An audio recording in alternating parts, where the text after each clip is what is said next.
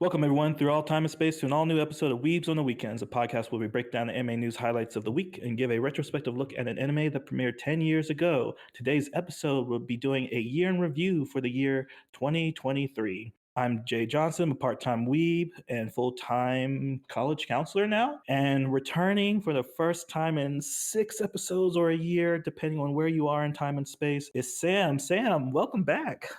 Konnichiwa. How are you? How is everybody? Pretty good, pretty good. So I thought we could open up, since we haven't heard your voice in a while, with what do you thoughts, or what are your thoughts about the year 2023? Was it good anime? So just a good like boundary line for like, was it better than last year? How does it hold up to your top 10 from last year? Because you had Springen for your number one, 2 was Spy X Family season 1, and then Cyberpunk Edge Runners for your third spot. So how does your current top 3 hold up to last year's top 3? I would say this year, anime-wise, was pretty strong because we had a lot of anime stuff happening. We had the final season for Attack on Titan being broadcasted. We had another installment of the Bleach Thousand Year War arc. We also had this was also a year where a new Miyazaki film had dropped, and that's been doing good in the box office for the last few weeks. And just so many shows was good. With Jujutsu Kaisen came out pretty strong. We had new shows like Hell's Paradise, which was one of the third of the Dark Trio. I forgot what the third Dark Trio was, Jay. I know it was Jujutsu, Hell's Paradise, but what was the third one? Oh, you said the one that I thought you meant. So Hell's Paradise, Jujutsu Kaisen, and Chainsaw Man. Chainsaw, yeah. So it's like now all the Dark Trio is out there for the world to see and to experience. We also had some surprisingly new shows from Netflix. For instance, Blue Eyed Samurai, I think Anyo Mashi. They had a lot of 3D properties. King and Ashura came back, and they also had the Scott Pilgrim Takes Off anime that came out, and several others like Goodbye or Goodnight World as well. Just a lot of stuff happening. So I would say that 2023 maintained the momentum that happened in 2022. Ooh, nice, nice, nice. All right, so now getting to the other staple of our year in review for anime is our special guest, Alonzo. Welcome back. Thank you for having me again. Hello. Yes, applause, applause, applaud. Woo! I'm a regular here, you know. Yeah, regular. Yeah, you are the other staple. You're the third brother. You're the third musketeer. You're the least favorite stepchild. But yes, for same question, I guess, that I directed to Sam. How do you feel about this year? So last year you had Cyberpunk Edge Runner as your number 1, Chainsaw Man as your number 2, and Demon Slayer season 2 as your third spot. So how does your current top 3 hold up to last year's top 3? It's very different. For me, this year in anime was a lot less about action and more just about like I guess just nostalgia and like that feeling of like warmth you get when you see an old friend, right? Like that's the kind of stuff that like really hit me hard this year. And I don't know, it's just because of like, you know, some like life changes in my life or whatever, but like the action still hit hard, right? Like JJK was amazing this year. Like even with all of the problems at Mappa, like the animators still did an amazing job. The story still holds up just as well. With Demon Slayer, like there was a little like slowdown, but still it's hard. Like there's still just great, you know, action stuff this year. But like my top 10 is more of a like a tribute to like the stuff that like made me feel nice and gooey inside, more so than like the action stuff that like hit home, you know? Gotcha. Yeah, that's fair because, you know, with anime comes with, you know, the demographic divisions, and you're like, maybe you're in that time where you've aged essentially, like you're now a little bit more meditative or appreciative of certain aspects. Because this year, for me, surprisingly, I think I have maybe like 3 romance animes on my top 30 list, or actually on my top 30 list, I probably have 6 or 7. And like I even followed up with Horimiya Missing Pieces that I prefer over the actual series of it, because Missing Pieces is like the in between vignettes of the story, and I was like, oh wow, I love Horimiya now, but Which surprises me because like I didn't even like watch Missing Pieces. Like mhm. like I feel as though between the three of us, I am the one who loves the romance stuff. And You say that now. that's what I'm saying. I was like, wait, what? Exactly. So I think you wore off on, like, you warmed my heart. My heart grew 3 Yes. sizes this year. Yes. But We did it. yeah, We did so yeah, we did it. Keeping We his succeeded. his heart warm and sub 0 temperatures over there. Good job.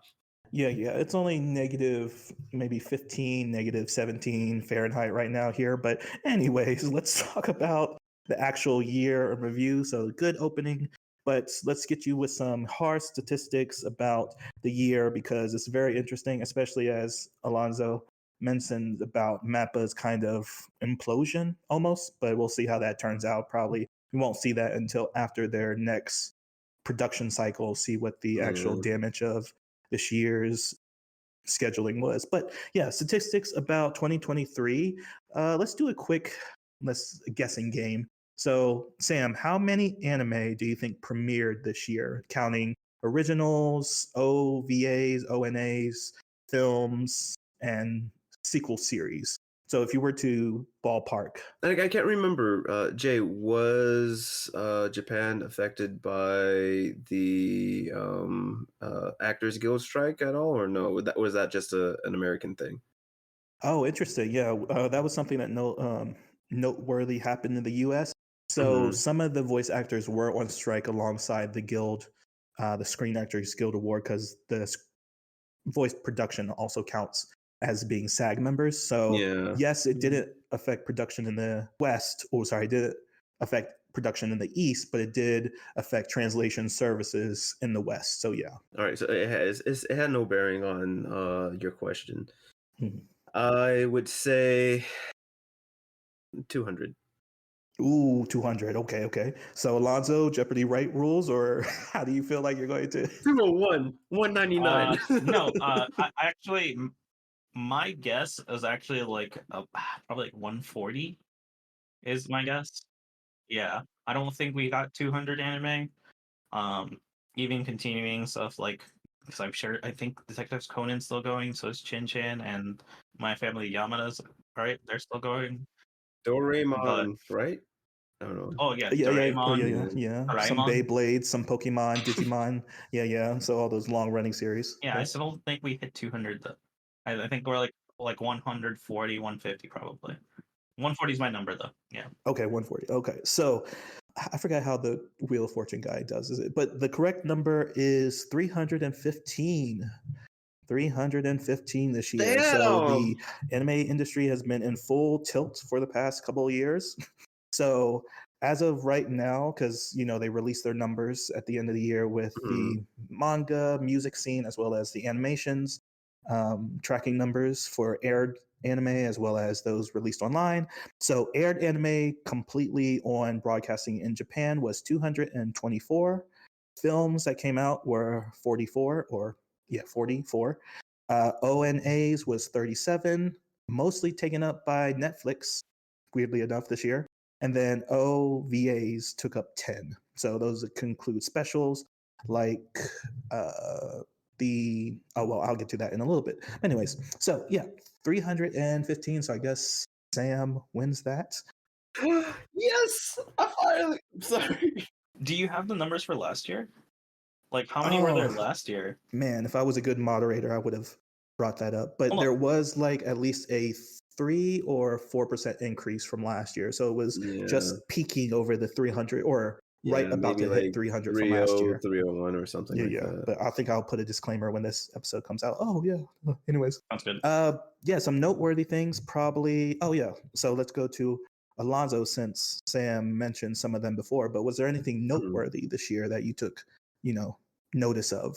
There was a horror anime that I really liked, I guess. Yeah. So like Let us know. I've been watching Dark Gathering. Yes. And it's like I can't even really call it full on horror because they're like the art style doesn't lend itself to be like super scary, but the way that they build up the tension is really palpable, and it's slightly terrifying. I could not watch for a little while. I could not watch that at night. I had to watch it in the daytime when there was light out. Nothing wrong with that. But yeah, Thank you for being vulnerable. and eventually I was able to still watch it at night because it got so far away from anything remotely related to a house that I was like, okay, cool, I'm fine now. A house? Oh, about like how Ghosts are in the house kind of thing. Okay. Like they went from like going house to house to like other places. Yeah. Yeah. Okay. Now I see what you're saying. Mm-hmm. This was a good year for actually horror. Like even I'm in kind of the same boat as with you. I'm a little bit more perverse. Anyways, what would I be thinking about? So you're turned off. Yeah. Turned off by gore more than horror. So like there's a couple of horror anime on my list, but this was a good year for sorry, horror. just your emotion when you were going through those words, just like, do I want to say that word? That's not the right word, and just the hand gestures, and it was great. Yeah, searching my mind palace for like the vernacular, but yeah. Perturbed. Is it perturbed? Perturbed, that sounds like a better word choice that you were trying to look for. Yeah, so Sam, you mentioned a few other things I would noteworthy this year, but I'm surprised you didn't mention that One Piece ended their Wano arc. How did you feel about that? It was good.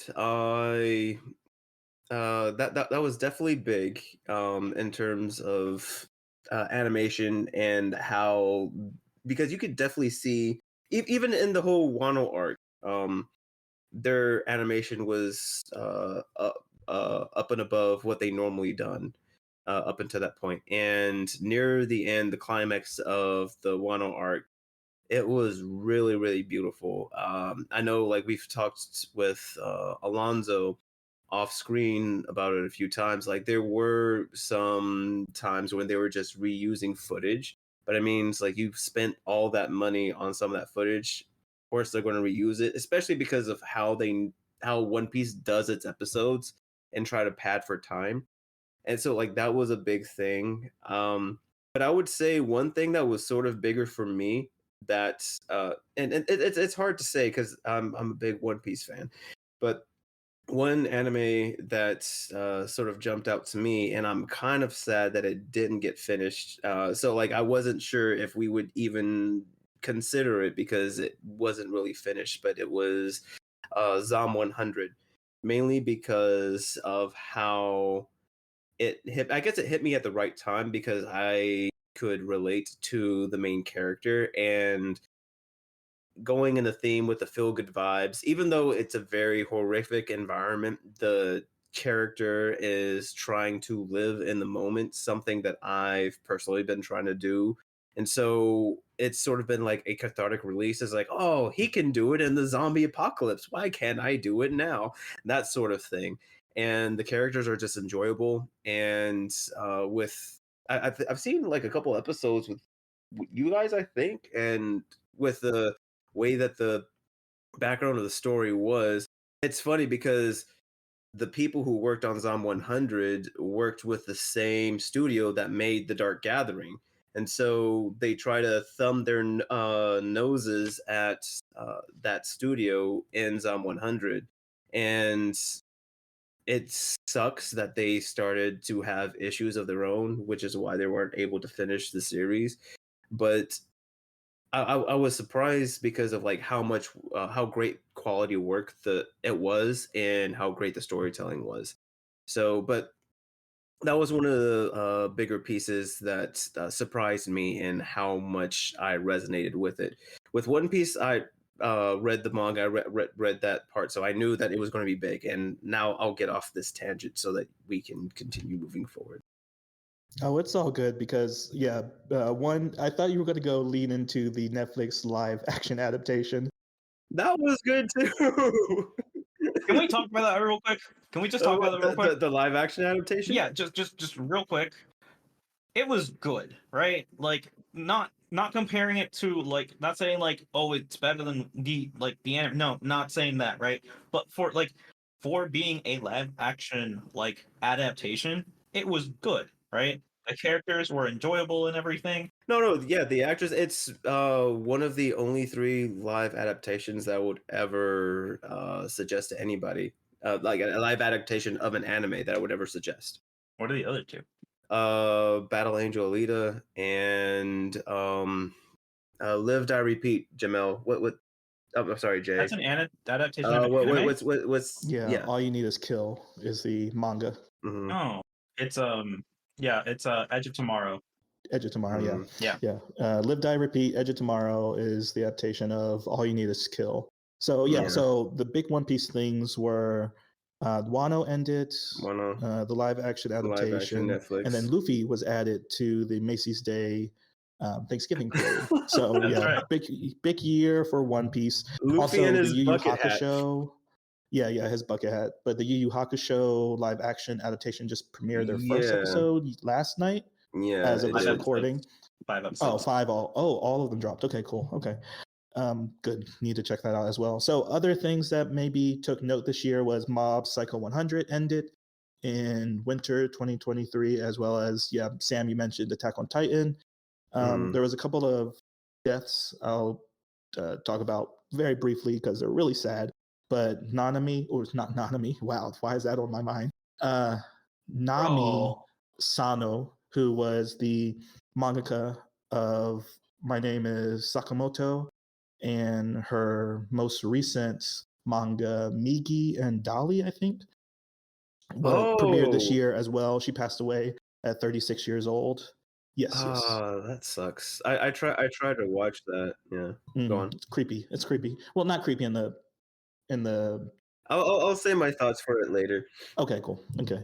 And then Nazo Yamamoto, who was the art director for most of the Studio Ghibli films, especially or specifically Castle in the Sky, Grave of the Fireflies, and he passed away at 76 of cancer. So very big art director in the scene, and his latest work was Weathering with You. So if you like the art in any of those films, that he's the guy to thank for that, for his art direction. But wrapping up sad news, we can go into a little bit of a game. Weird transition. Alonzo is the more Reddit avid reader, I guess, among us 3. Wanted to ask you about manga sales for this year. Sure. So, Alonzo, can you think of at least the mangas or the animes, or no, let's specifically talk about the mangas that were the highest selling this year, or ones that come to mind, or you think you know the top 5 perfectly? I don't think I know the top 5 perfectly. I'm pretty sure that Mob 100 is up there. I think Chainsaw Man is up there as well. That makes sense. I want to say Slam Dunk is still on there. That's a bold choice. Yeah. Well, the movie came out this year, so it's fair. Oh, okay. Gotcha. Okay. Trying to think. Racking his mind palace. No, My Hero dropped. Okay. So it's not in top 5. Mm-hmm. Keeps falling off. Yeah. Yeah, I don't think Attack on Titan even made top 10. Oh, okay. Good. Yeah, it finished last year, or the year before. Well, I still thought that people would have tried to buy it with the actual season ending. But so I said, Mob 100. Yes. A Slam Dunk. Mm-hmm. What else did I say? I forgot what I said. You said that My Hero Academia fell off. Attack on Titan. Yeah. It was basically those 3. Yeah. Okay, so I'll say Mob 100. Oh, Chainsaw Man was the other one I said. Man, yeah. Slam Dunk. I'll say One Piece is probably still up there. And I will say Doraemon. I don't know. Okay, good. Yeah, good Shadow Horse pick. Okay. Sam, do you want to kind of underbid him with some choices, or want me to reveal the answers? Let's see. I agree with him on One Piece and Chainsaw Man. I think Spy Family is going to be up there. Oh, okay, yeah. It was on New York's Times bestseller list for the West or for the United States. So maybe good choice. Sorry, I was just thinking about the old big three and how much of a disappointment Boruto has been. Let's see. It is in the top. Wait, was it in the top 10? It's somewhere close to the top. Yeah, it's somewhere up there. It's it might be somewhere top up 20. there. Yeah. Tokyo Revengers, and Tokyo Revengers. Yeah. Season 2 and 3 premiered this year. yeah, those seemed like they were doing pretty good. Dan. Dan to Dan. Yeah. Okay. Yeah, because that Premiered that last was year. So yeah. no. And now has It's supposed to be premiering this coming year. Oh, I was talking about the manga, or has it been 2 years now? Yeah, It's enough The for a manga, season 1. Yeah. So the manga is like 21. 21. I think Yes. it was 21. Yeah, those are my picks. Oh, okay. Good. I think combined, you're missing one to get, or you're missing two if you two were working together. But let's run down some numbers real quick, and then we'll move on to our anime draft of the year. So at the number 5 spots with 5 million or 5 million.3 in circulation is Chainsaw Man. I think you both said that, but Alonzo got that. And maybe not surprisingly, but at least in the 4th spot at 5 million.4 in circulation is Oshi no Ko. One, yeah, of obviously. Course, but of course, Dang. yes, dead parents. The number, it's a best it's best story foundation. I'm sorry, go on. Dropping from last year, 7.9 million in circulation. One Piece, 0.5 million. JJK or Jujutsu Kaisen. As I think has been reported to make this correlation, is in the number 1 spot is Blue Lock with 10.5. Right, yeah. I think Did that come out this year? That was last year. The anime came out last year, but the correlation to why that circulation might be high is because the World Cup was last year. It was last year. Yeah, during the December period, so it counts for this year's circulation. Yeah, so Japan's on their football craze right now, or not right now, they were. Beat out JJK and One Piece. So that's the manga wrap. We talked about the anime numbers. We talked about the best of 2023 and how it stacks up. So let's move on to 2020. Oh, how 2022 stacks up to 2023. So we can move on to the draft, which is a new addition to this year's podcast, but we're keeping it with the sports analogy. So we're doing a draft of a 3-man rotation, which Alonzo has helped so much explain to me about how to properly balance out this game mechanic. But yes, essentially, starting off with Sam in the number A spot or number 1 spot, going to Alonzo for the number 2 spot, and myself in the 3rd spot with C goes basically A, B, C, C, B, A, essentially. And then it cycles out that we all have equal representation, doubling up with 2 choices, that everyone gets 2 first-round picks, essentially. So it's all fair game going out. So essentially working like the NBA draft, where Sam gets from the whole pool of anime he watched this year, as well from anime that was released this year, talking about sequel series and original airing first series. We're leaving out, depends, maybe we'll leave out films, but we're also counting OVAs and ONAs that premiered on Netflix, online. But yes, so there's a good number of maybe good like 250 that we're going to be pulling from. See how we cross over, or some get eliminated from the pool, so the others can't get to choose those animes. But you should be able to leave here this episode with 36 anime that we recommend, or at least we had some kind of attraction to that we found likable. So, boys, ready? I'm ready. Okay, super hype. So, Sam, starting us off, what are you taking as your first round pick? I honestly was not planning on being the first pick, so I'm just like, do I be mean or do I wait it out? There's some kind of strategy if you like. I mean, if you want to be petty, there's no trade round like I suggested, because then you get a little bit into the mind games of the other people. But yeah, it's just your straight pick. Well, of course. Yeah, Yeah, that's the thing. That's the thing. Yeah. So you do have 2 picks to be petty. Oh, thank you. Yes. So we do get a total of 12 picks, and then we get to eliminate 2. So we have at the end a top 10 list, as is tradition with the podcast. But yeah, you get 12 picks total, and then you can cut off 2 if you like. Because there's one that I want. Or we can just skip you. Or No, you're not going to skip me. I'm trying to be tactful. I mean, you can mute, and me and Alonso can talk about you behind your back. And, I think instead of telling us, well, yeah, no, just show you on my Yeah. screen and And have then you say guys it. read it aloud. yeah. Okay, so So for your first pick, you are choosing. Oh wait, you stopped sharing your screen. did I stop sharing my? I'm gonna share it now. I'll fill in my 4x3 grid later on, because I'm so old, man. I have a piece of paper to write down things. Wow. There's nothing wrong with monologue. No, it's not monologue. I forgot what the word I'm a is. technophobe. He says as he's recording miles and miles away from his Oh, other this friends. is magic. That's not the same thing. Yeah, don't worry, everyone. He did not come prepared for a lot of things. So No. Wow. just take Psalm 100.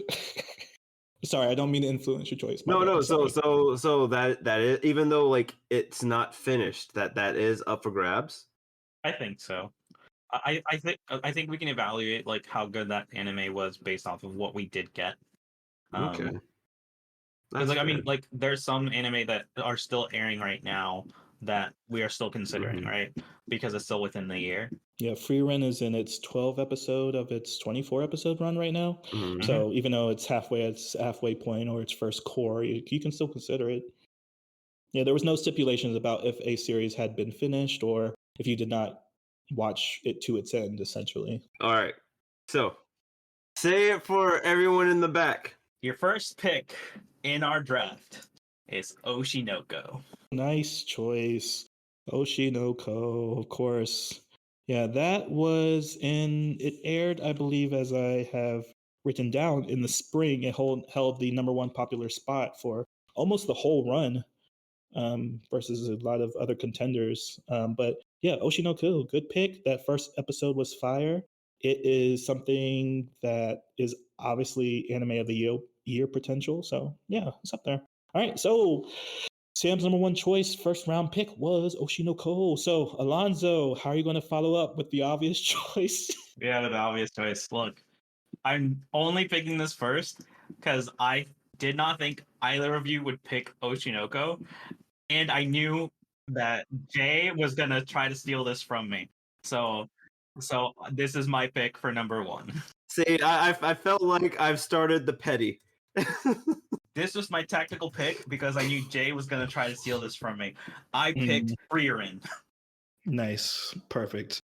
Yes, Frieren, Beyond Journey's End is a decent choice. More than decent choice. I mean, it's really hard to talk about, but yeah, it also did the 1 hour premiere first episode. It released all 4 episodes first. Did it? Essentially, so it's like did the same thing with the Oshinoko model, if we want to call it that for now on. But Yeah, those are baller choices. Yes. So I feel like my choice is going to be just as equally obvious, because at least in how I have my anime written down, I have them in the categories of Crunchyroll. So I had 3 nominations for anime of the year. So it was Oshinoko, Frieren, and then my pick for my #1 spot is going to be JJK season 2. Okay. Yeah, that's fair. I get that.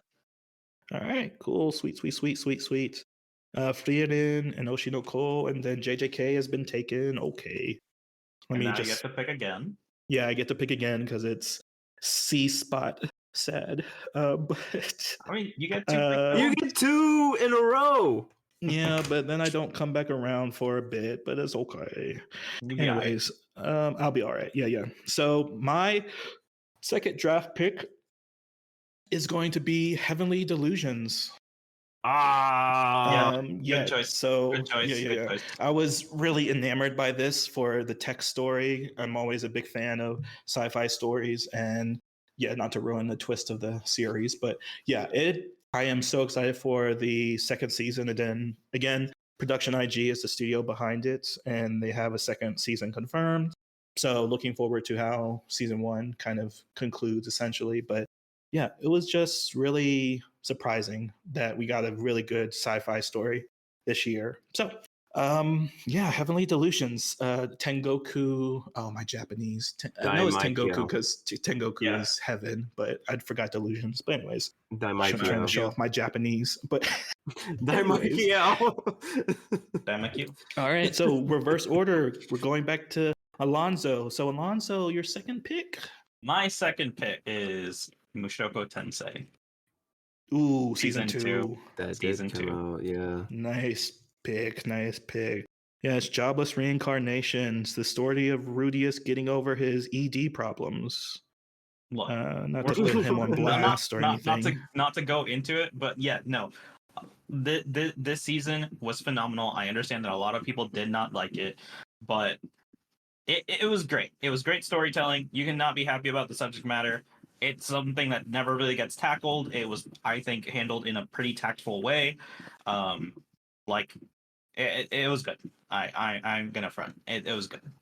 Oh no, it was done in a very mature, tactful way for sure. Oh yeah, for sure. Because yeah, saying for sure 3 times, but yeah, it was a story that I think it was just again, it was unexpected as a follow up to the first season, which was like so high fantasy, and this took a very significant step back into Rudy's development as a character, and I think that's where maybe the disappointment came from. And Alonzo, as we talked about it, there was like some element of it might not sit well with certain communities that had enjoyed first season and that they were maybe felt targeted. I don't know, but I should hear more. It's not like a lot of people on the internet have social anxiety issues, kind of like Fruity did, and maybe they felt a little too seen, and that's hard. But like, stop putting my problems on the silver screen. Like, if you can identify with Rudy a little bit in that situation, not necessarily with the ED, but like with like just the social anxiety of like maybe not performing well enough for the people around you, like maybe there's some introspection there, right? Like I think it did a good job of presenting someone who is going through that kind of stuff. Not even like that side of it, like going through heartbreak, right? Like someone legitimately falling off the depths, like into depression because someone broke their heart. Like we don't get to see that for like often. We get to see like the comedic version of it or the very fast-paced version of it. We don't see like the hurt that can sometimes happen from that first love or whatever, right? Obviously Rudy takes it to like an extreme, but like that's what stories are, right? They're kind of like the most extreme situations being brought to light. Completely fair, because it's not that it's a topic that hasn't been addressed well before. Even Bocce the Rock kind of handled in a very particular way to an artist's struggle for that. But it is also a more mature topic that you see more in seinens than you see in shoujos, which I think Jobless Reincarnation still counts as a shoujo, even though as Rudius is growing up essentially. But all right, good point. Shonen, yeah. Thank you. So back to Sam. All right. Okay. Did you have enough time for your second pick? No, I had a good idea. It was just that first pick. So my second pick shall be No. Wow. Sam is just playing a long con. Oh my god. Sam is just sniping so many. Oh my god. So my second pick is Shangri-La Frontier. Ooh, good choice. I want to know why. You want to know why? Okay, so I agree with you 100%. I agree with you 100%. I want to understand where you're coming from. It was mainly, I would say, when I started watching this was one anime where I felt like it was a good balance between the real world and the virtual world. For those who don't know, Shangri-La Frontier is about this kid. He plays VR games. He's notorious for, well, not necessarily notorious, but his thing was playing games that are known to be crappy so that he can test his skill. And then he was convinced by one of his friends or one of his compatriots to actually buy a top tier game, almost like a I forgot what it's called. It's like He game. called it a god game. Well, no, Or, no, like, but like god tier game. in our terminology, where it's like AAA.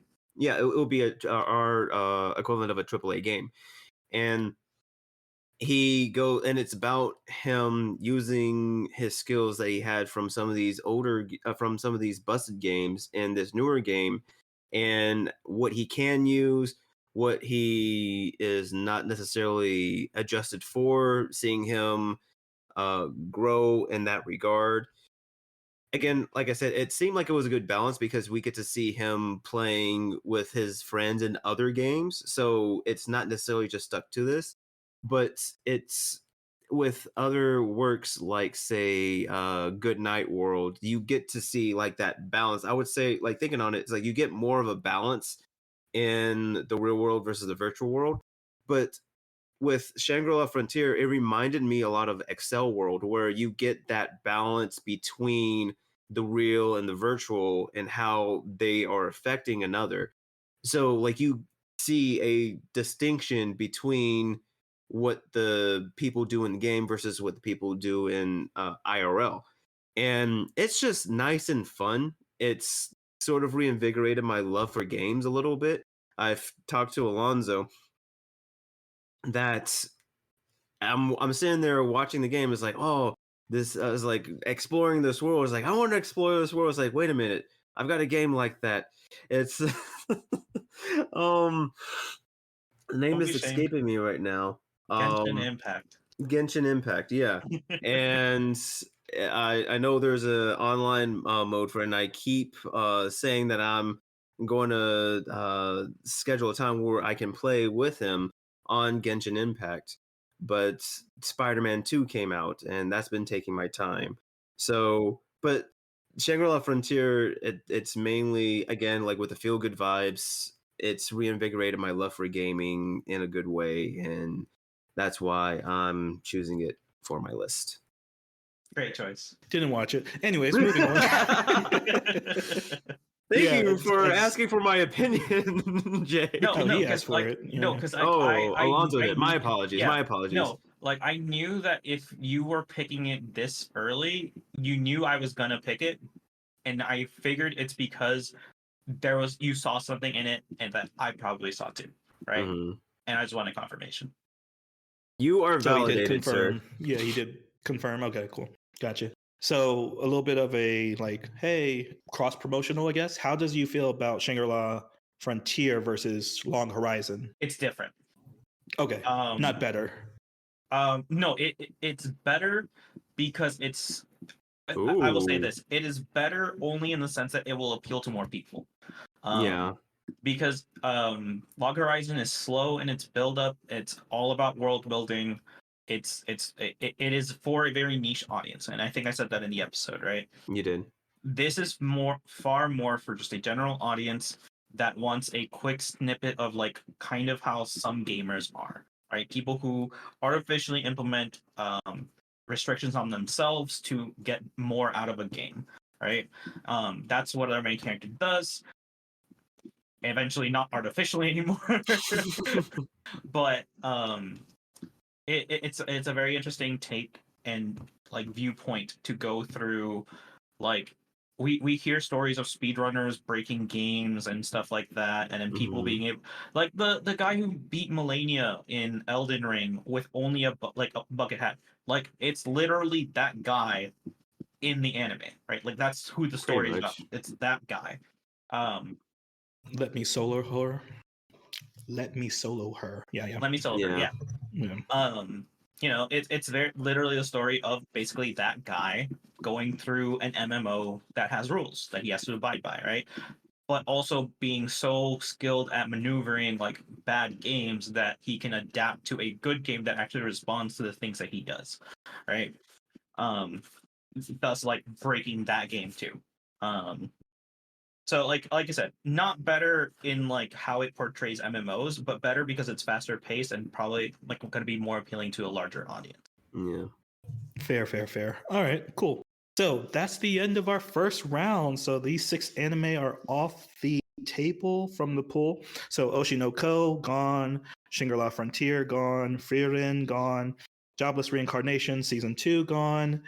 Heavily Delusions and Jujutsu Kaisen Season 2, gone. All right, so in our second round, it goes B, C, A, C, B.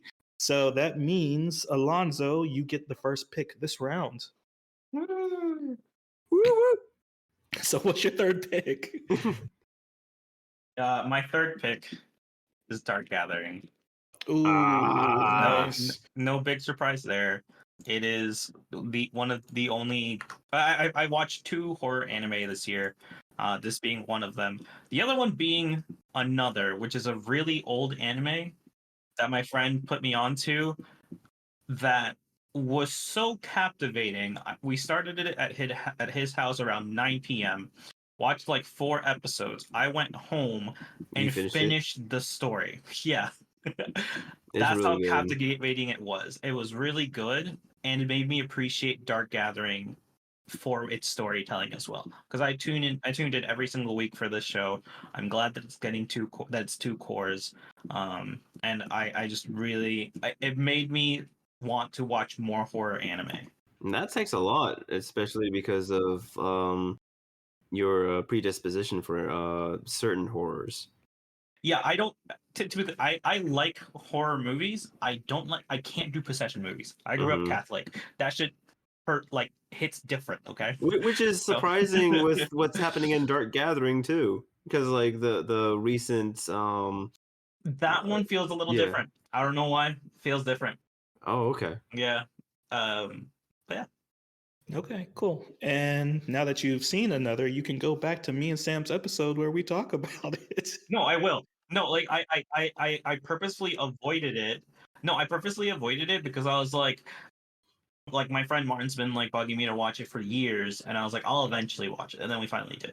So like I'll go back and watch that episode now. Okay, yeah. See what our thoughts match up with yours, especially since I'm in the same boat as like, this is funny. Anyways, so Dark Gathering is your third pick. So then it goes to me for my third pick. And I'm taking, maybe this might be a surprise, but My Happy Marriage. Ooh. Wow, okay. Yeah, I know. Again, of the romance that came out this year, this is probably, this topped my list because I found out why I don't typically like romances. It's because of the formula of the expectation that they'll get together. So like, you go to a romance to see if they get together. And I think me and Alonzo have talked about this enough. It's like, yeah, you go to a scary movie to get scared. You go to a comedy to laugh. And the reason I didn't like romance before is because I don't care about the ending of a romance, because almost romances always end positively, unless it's a seinen or a josei. It's like, oh yeah, everything doesn't work out for you. Just because love is in the equation doesn't mean it practically works for everybody. You can fall in love with someone and not end up together. And that's more of a mature topic to cover that most shonen and shoujo don't cover, because you're expected young youth, or the idea of, sorry, I'm going way philosophical with this, but it is just the idea that young love always has a good ending, essentially, or it's a positive. You're supposed to be optimistic about love. Love isn't a dark thing. Anyways, so yeah, My Happy Marriage is a mixture of a Cinderella story with superpowers and feudal Japan, and it goes into the politics of a society that has arranged marriages, or politics that drives social dynamics, and then you put the love aspect under all of that to support the world itself. So I was like, okay, when the romance isn't the focus, or if they're focused more on the supernatural or the historic aspects of it, I'm more akin to liking it because there's so much going on that the romance isn't the focus, and you're like, oh, they got together, wow. And you're surprised at the ending that the romance just sprung out from a very organic relationship when you weren't paying attention to it. So, and if I get to my other romance choices, I'll talk about that a little bit more in depth. But yeah, My Happy Marriage, just a good romance story. I'll have to check it out. Yeah. Okay, cool, perfect. It's easy to reach. Oddly enough, my sister was the one that put me onto that, and you watched it? Yeah, I did, and it was funny because I not watched it. You, sir, need to get on Netflix more. I do. Dang. And your sister has good taste. We might have to have her on for an episode. Oddly enough, it was funny because my sister was like, there's so much drama on here. You need to watch all the tea. And I'm there for the tea. And then I'm like, oh shit, there's superpowers. Okay, now I'm invested. Yeah, it's really good. And it surprises you with the superpowers, especially specifically. Yeah, it's like, hit you with family drama and like abuse and he has fire powers. It's like that comes out of nowhere. Yeah. It's like, okay. Yeah. And there's like a tiered magic system that they introduce. And it's like, anyways. Sam, get you into your third and fourth pick. So you get a back-to-back choice now for our second round. So you can tell us both 3 and 4, or however you like to break that down. What are your 2 choices? Let me see. Take another one from Alonzo. Yeah. I know, right? So far, like Oshinoko, I kind of expected. I'm happily surprised that you enjoyed like Shangri-La Frontier. Because I had made the decision to make it like one of my top like anime like this past week with like the latest episode that came out. Because it made me feel so happy that something like this existed. Thank you for giving me the time that I apparently didn't use wisely to make my decision. I wasn't even trying to pad for time, but apparently we need to pad a little more, huh? I guess I'll. Do I want to be mean? All right. My next pick would be Undead Unluck. And let's see. Do you want to talk about that one at all? I will. Yeah, I can talk about it a little bit. So, or if you need padding for the fourth one, maybe you get the fourth one that we can talk about. Undead Unluck.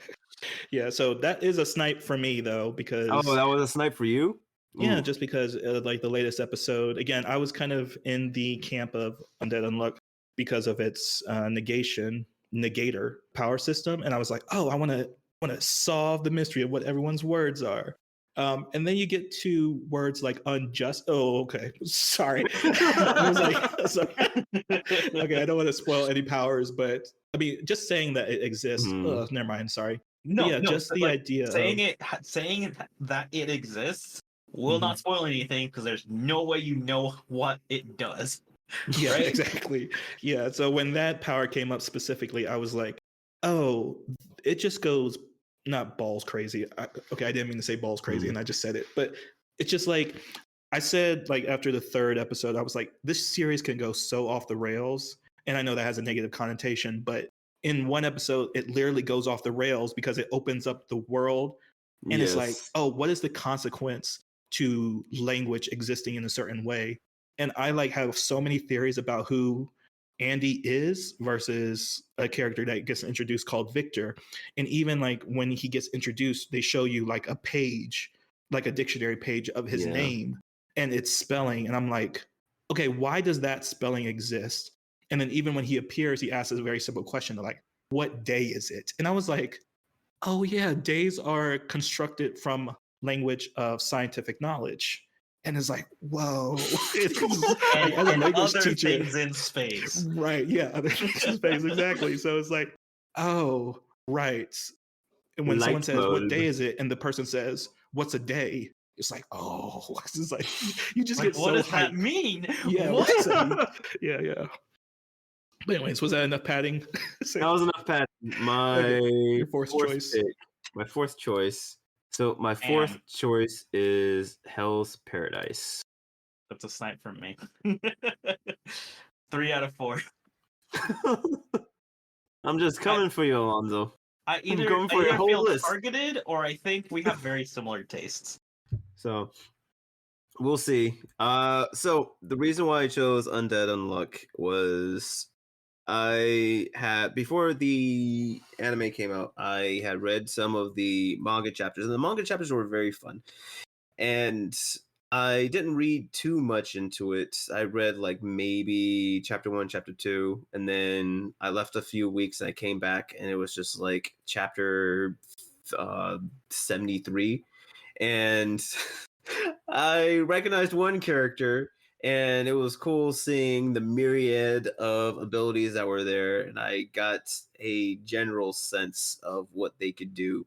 And just watching it from now, it seems like it's a good ride. I didn't realize such of expanse on the world building was going to be in the anime. Like Jay said, it goes off the rails, but in a good way, where you start to learn that the definitions of words is power, essentially. So that it's been very interesting and very fun to watch that. With Hell's Paradise, when it came out, it was a good ride in terms of the Dark Trio. With what to expect, it's going to be gory and violent, and even like the first character, he's an assassin, and the way that they humanize him, it's just very, very interesting. And the premise regarding him and his captor, how at times his captor, his executioner, it seems like her humanity is preventing her from doing her duties, but their dynamic and the environment that they're in, the mystery that was presented there was done fairly well. So that's why I chose it and sort of gravitated towards Hell's Paradise. Nice. So yeah, I think so. Over the past 2 years, we've had all the Dark Trilogy on our list of best. Yeah. So maybe real quick, where do you rank Hell's Paradise compared to the other two? So Hell's Paradise is lower on the list, but it's still good enough to where it should be present on the list. Is JJK the third one? So that's what you mean. That's what you mean. And that's what you mean. JJK. Yeah. So for me, it would be it's really hard. I would say Chainsaw, JJK, then Hell's Paradise in terms of top down. Do you concur? I do. A lot. Yeah. Okay. Yeah. See, this is why we're doing a draft, because you guys no, but yeah, we do have similar tastes. So I think we can talk about. I will say the only reason that Hell's Paradise would be third for me is because is an anime original or does it have a manga? Oh well, yeah, it's a Dark Trilogy, so yeah, they all have manga. Oh yeah. They all have manga. Okay. Yeah. So then, I mean, I haven't read Hell's Paradise, so I don't have anything else to go off of. I know what I've read of Chainsaw Man, and like I want to see where it's gonna go. But like the first arc of Chainsaw Man is perfect. Like not actually perfect, but it is so good it's near perfect, right? And then JJK is also just phenomenal, good, like action, like storytelling and everything. And Hell's Paradise, I've only seen the anime, so that's all I have to go off of. And it's good, but the other two just have a lot more rapport with me. Right. So far, I'm just an anime only with Chainsaw Man, but even with how they deal with devils, so like it seems like they are doing a better representation in terms of making abstract ideas physical and what that means in that world, and they're doing a very good job in regards to that. The JJK is dealing with some mature themes as well, and it's been doing pretty good, but in terms of comparing it to the other two, Hell's Paradise does deal with similar themes, but it's not doing it as strongly as the other two. And that's why I have it lower on the list. Gotcha. Okay, fair. So yeah, I guess I'm just here by myself picking my choices, but my choice for my fourth pick is Vinland Saga Season 2. Ooh. So I think I'm getting my Season 2s out of the way first. But yeah. This was such a surprise after I heard so many detractions to the season, or just negative points about it because of the change of more of a, how I was thinking about it. It goes from this Batman story of vengeance and like I have to inflict the world with pain because I'm in pain, to the story of, okay, what if Batman gave up the cowl and was a actual father figure to Dick Grayson, or like there's some stories in the DC canon that like Batman just gives up and like actually helps the city of Gotham, and he doesn't become a pacifist. Like actually uses his money in a good way. Yeah.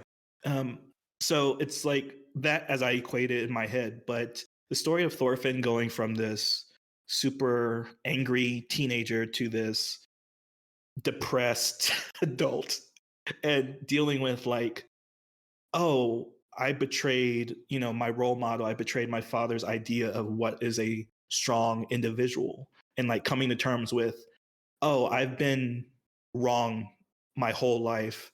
And how do I recover from that? How do I grow up essentially into the man I should have been when I thought my father meant something else, essentially?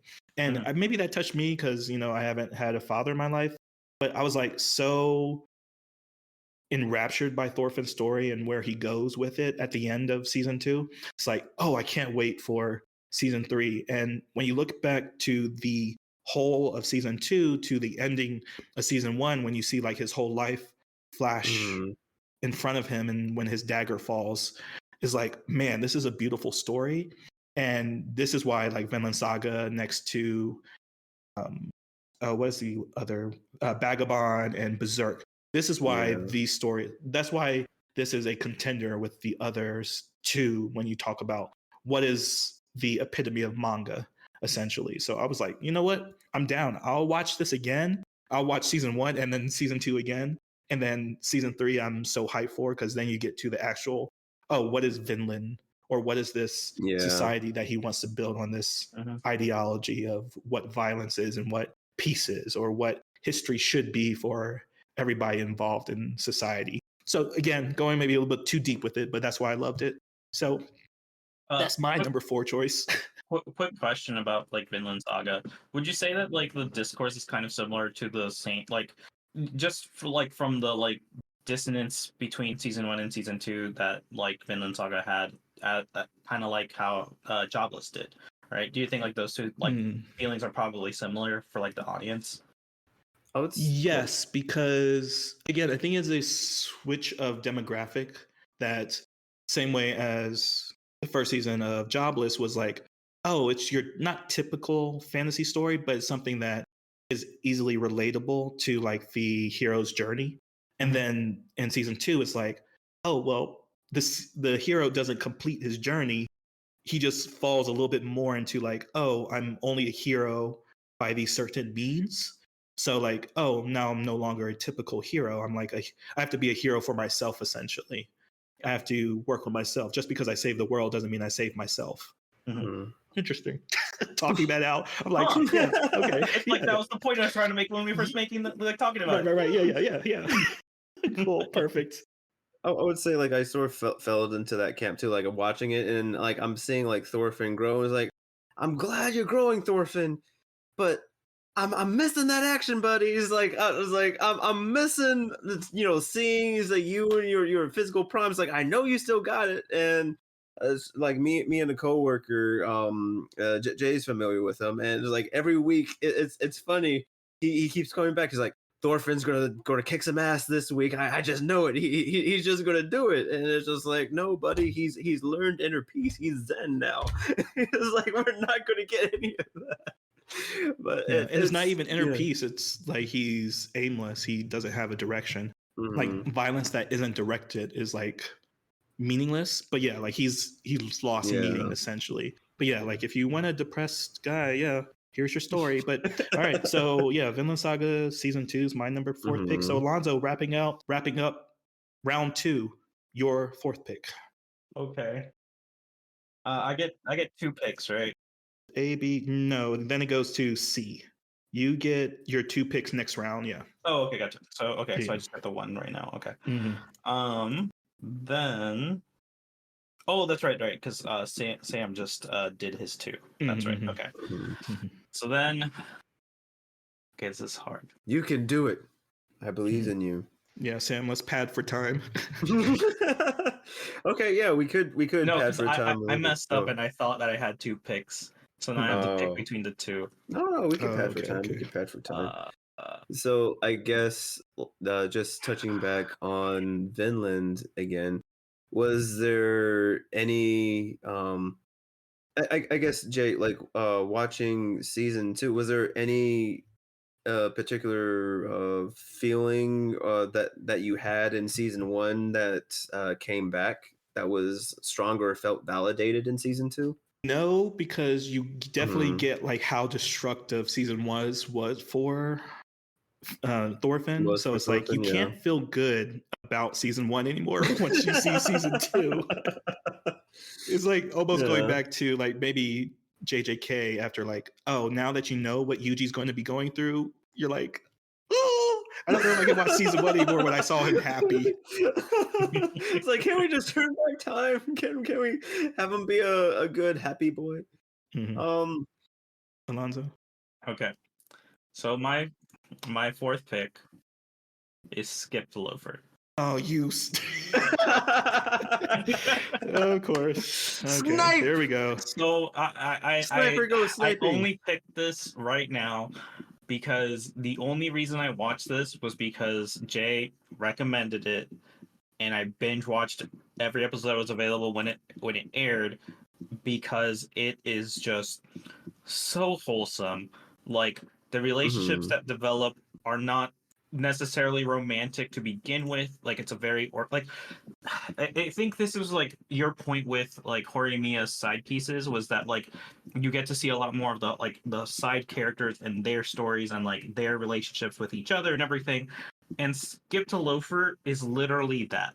It is just a bunch of friends and seeing their chemistry together, seeing like just like different relationships, like friendships, like they're friendships. All friendships are relationships, but like just specifically friendships blossoming, and like how like naturally they grow.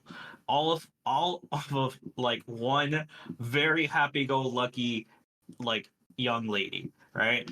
And this very aloof young man, and how everyone around them kind of just has their own life and it's not centered around them. And it's just adorable. It's heartwarming. The intro is precious. Go watch it. There's a little dance that they do together. It's great. Just go watch it. It's fantastic. So are they fantastic in school, or do they work together? Oh, they're in high school. Sorry. Oh, okay. Yeah, of the love. Yeah, again, like romances, again, it's not like the major push of the story. It's just like, oh, these likable characters interacting, and they end up liking each other. It's like shipping fodder, essentially. It like, is shipping fodder? Yeah, shipping, like to ship people. No, you just said shipping fodder. Oh, okay. So it's like everybody. It's everyone. Just like you don't know where it's going to go because it focuses. Yeah. Mm-hmm. Yeah, because everyone's just naturally likable, and you're like, oh, well, that's a good person over there. And she's a good person over there. That's a good pair, but it's a good pair too. You too? Geese. Yeah, but it's not like, you don't feel it in a very creepy sense, which like can be pushed with a lot of romance or ecchi or harem. Yeah, but it's like, when love is like, when it's spontaneous, it's like catches you by surprise. It just feels so authentic and earnest. And Skip and Loafer, man, captures that so hard. It doesn't feel like it's scripted. It just feels like people coming together.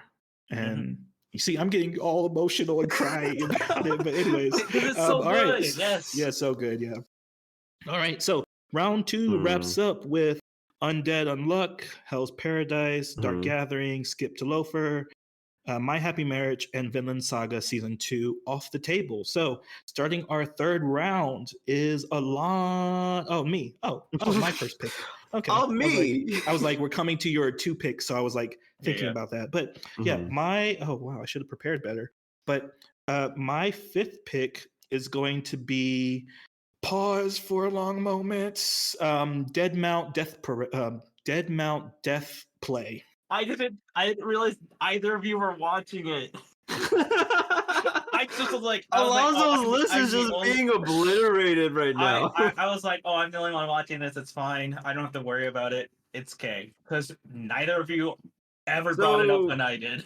So Jay, wait, hold on. Give me 1 second because I'm trying to look at the. Okay, so yeah, I'm next. All right, but Jay, explain to me why Death Mount Death Play is so good, because I've tried it and I couldn't keep going. So what was it? Why? What is the thing that's making you put it on your list? Yeah, that's fair, because this year was really strong with horror, but it was also really strong with mystery stories. And again, I didn't learn this until watching episode 12 when it took its break for its second core, is that this is done by the same mangaka that does Durara and Bokuno. Yeah, Bakuno.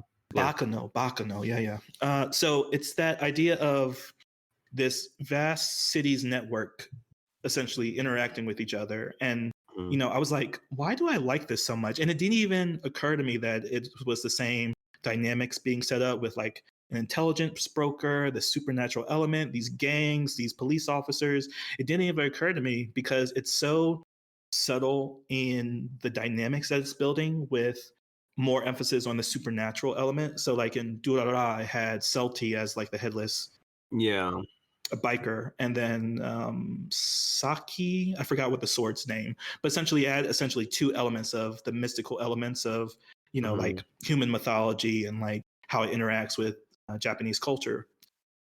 Dead Mount takes that a little bit farther to the extreme, is that it focuses way more on the supernatural elements and how does dealing with supernatural elements complicate human relationships. I think that's a little bit more endearing. So not to say that Durara is lesser than this, it's just that Dead Mount focuses on a little bit more of the human condition than Celti, which in Durara kind of focus more on how does a monster fit into human society, when Dead Mount focuses a little bit more on, okay, people are monsters. How does a monster feel comfortable with other monsters, essentially? And I think that's a little bit more endearing because it's like, it doesn't shy away from the ugliness of the human experience.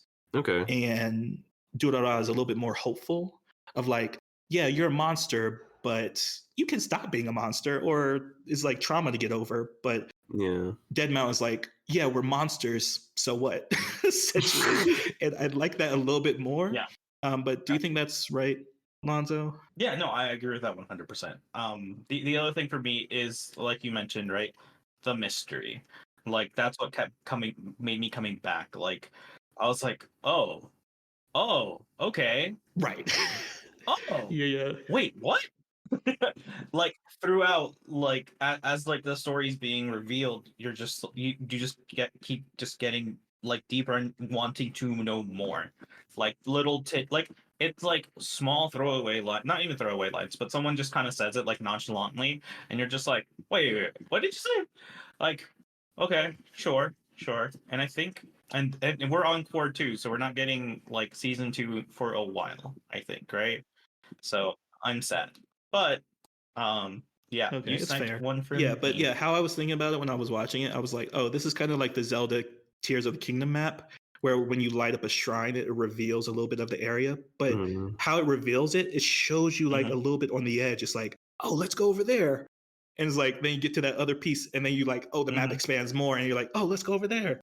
And that's what it feels like. And I didn't want to talk about the mystery at all, but there's like the supernatural element. There's a little bit of isekai in there for flavor, but then there's like, I don't know if it's a JoJo character. Who did he remind me of? The solitary. He reminded me of Gentleman from My Hero Academia. He's like the proper gentleman, and he's like the Yeah. showboat Gentle. Yeah. theaterman, and I was like, Mhm. oh, okay, cool. Yeah, Okay. just everyone's so cool and likable. But yeah, that was my fifth pick. All right, cool. Yeah. No, Snipe from I- Alonzo, ka-ching. All right, so third round that goes to Sam now for his Yeah. fifth pick.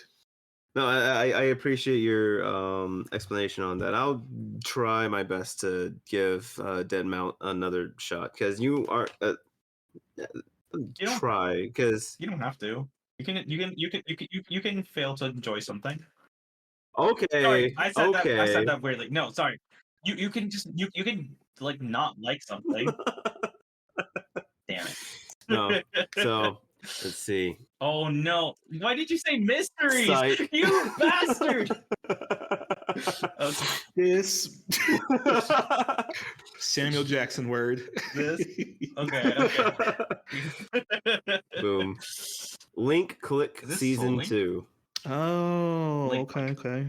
Okay. Oh my goodness. Okay. So a little bit of recency bias because I have it on my list to review. I hadn't had my watch list. I hadn't had a chance to watch it up until today, and I was in love with season 1. When I started season 2, they came out of the gate swinging, literally picked up where it left off, and it's just like, oh my glob.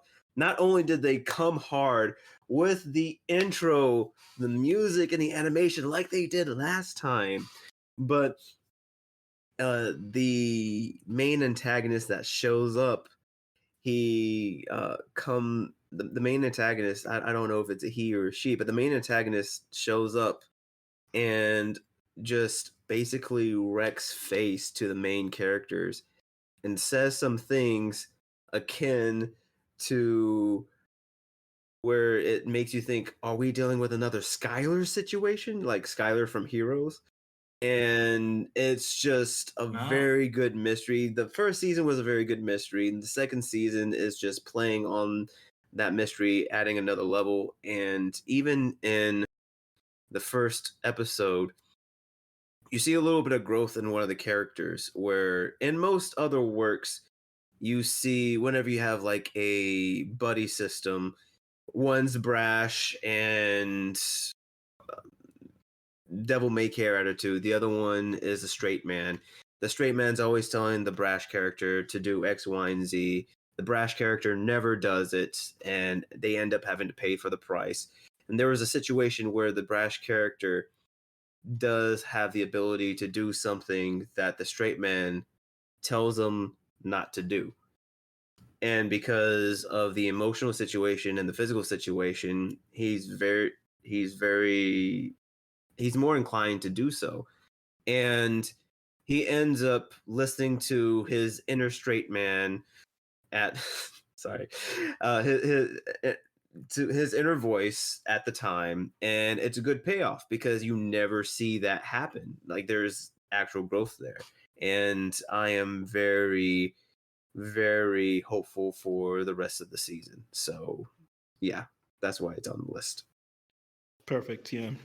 And it is I don't know why I said because I was thinking like, is it a Chinese anime? Because it's a Chinese anime. Yeah, okay, because it I was like, I can't you- remember why I didn't think about season 1 before when we were doing the list, and I put the stipulation I wasn't going to do any Chinese or Korean anime. The only reason why I put it on there is because it's available on Funimation now. Like it's English and simultaneous. Okay. Yeah. Oh, right. Because season 1 was available on Bilibili, and then it Now expanded out for season 2. Now Right. it's Right. there. Right. Yeah. Okay. Cool. Perfect. All right. Good choice for your number 5 pick. Now, Alonzo, we're to your double pick. So you're 5 and 6, if you like. I was literally between picking Skip and Loafer and then Dangers of My Heart, which is Kokoro. Yeah, you just replaced it in your. Did you really put 2 romance animes back to back like that? I was going to, yes. Oh, okay. So what? Okay, then what's your number 5 pick? So, no, this is my number 5 pick. Oh, gotcha. Okay, cool. Okay. So 5 is Dangers of My Heart. Oh, okay, gotcha. Okay, well, thanks for the snipe. Yeah, well, Look, after Sam Played decided with he your was gonna feelings. troll us with that one, I Yeah, was yeah. like, I know what must happen. But also, it like when I said that I thought I had two picks last time, I was going to pick Skip and Loafer and Dangers of My Heart. So that's why I'm picking it first right now. Gotcha. Yeah, yeah. And then Yamada-kun to level 999. Oh, of course. I did it. I didn't I? Yep. Okay. I'm so bad at this. I'm so sorry. Yeah, Yamada at, or is it raising Yamada to? I forgot the full title. No, it's like my relationship with Yamada to level 999. But it's a good choice. Yeah, so it was at the bottom of my romance this year, but for sure was a good time. And maybe it's just like the gamer in me, but seeing a love story between two gamers was adorable, cute, and I've been reading the manga, and it just gets better and better and better. Yeah, it's great.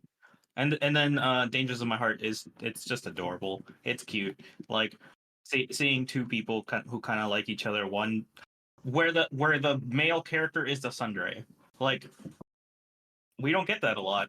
It's nice to see, and seeing like and he's short. We get the tall waifu thing. Short king, tall waifu. Like it's great. Like and it's just their relationship's just like really endearing because it's just about like you know like being around each other and enjoying that time.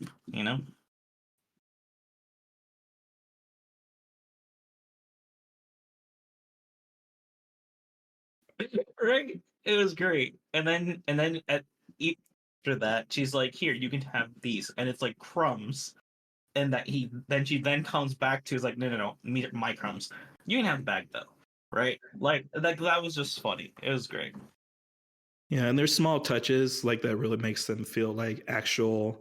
I think they're in high school, but they have a moment where Yamada visits his room, and he's like, "Oh, is my trash can empty?" Because we see another scene earlier where he's doing what teen boys do. Anyways, it's really endearing in small moments. It's like really character driven, and it's like just wholesome. Same thing as with Skip to Loafer. I was like, they're my competing wholeness, wholesome, wholesome Wholesomeness. shows. Yeah, I was like, if I had to pick between those two, yeah, Dangers of My Heart goes a little bit higher because I like the mislead of, well, he's like emo and like dark and brooding, and he's like has like serial killer books and knowledge, and he talks about it a few times, and it's like really endearing. And I said it was kind of akin to the Netflix series "Why Is the World So Effed Up?" I think, Yeah. or something like that. But yeah, it's good stuff. It's good stuff. So back to Sam for your number 6 choice.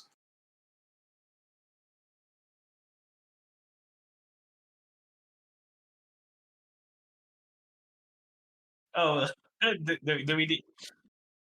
Uh, uh, I mean, you've already sniped what? 3. Three, three for mine, and I think Jay snapped one. Yeah, So yeah, far? yeah. Technically, Maybe yeah, two. yeah, yeah.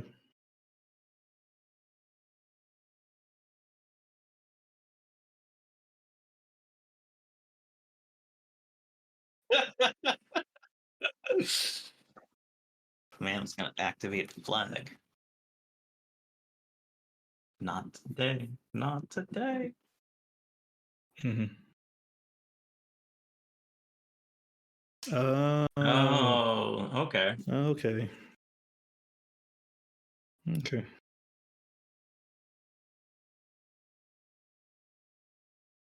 It was one of my backups. Yeah, I was in backup after Dead Mounts.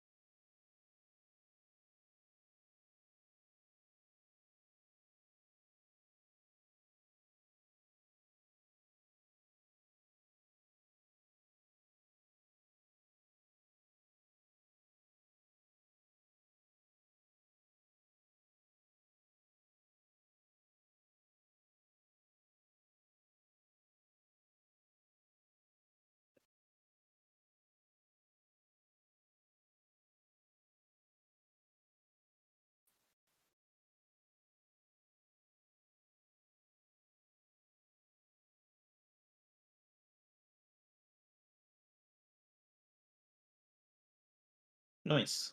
Fair. Yeah, those three dark, at least horror, in the horror genre for this year was Dead Mount. Dead Mount's not really horrific. It's just like there's a Okay, horror so element now to it what's with your the death number god or the 6? main character. Yeah, then Undead, Murder Farce, Dark Gathering. Was there any You other just notable replaced Dangers horror of that My came Heart out this year? again. No, Uzumaki was supposed to come out this year, but officially got Yeah. its trailer and it got pushed back and announced for next year. From Adult Swim Productions. But yeah, horror wise, I think that was about it. All right. Anyways, so getting to my sixth you did pick mention this one. is Apothecary Diaries. I This need to watch that. surprised me. Yeah, it surprised me. Mao Mao's best girl for the year for me. But yeah, it's again leaning into like the more of the feudal politics kind of historic elements. Again, same thing that I saw with My Happy Marriage.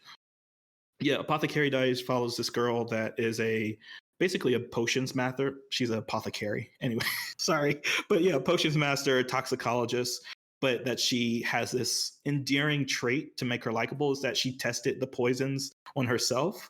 Very much like how, scientists had to figure out what is poisonous. And she gets kidnapped, taken to the Forbidden Palace or Forbidden? The Imperial Palace. You get the short king. And essentially put on to the role of, oh, hey, all of these concubines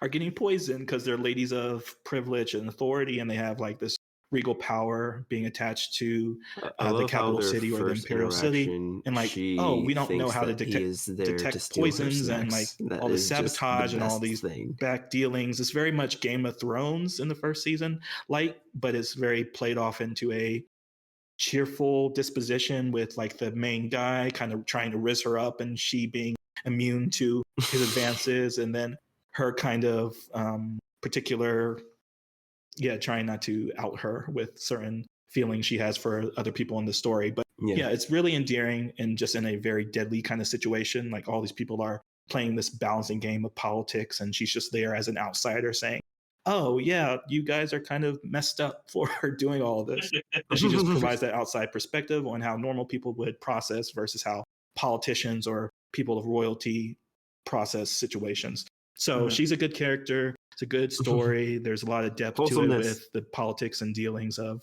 imperial life. But yes.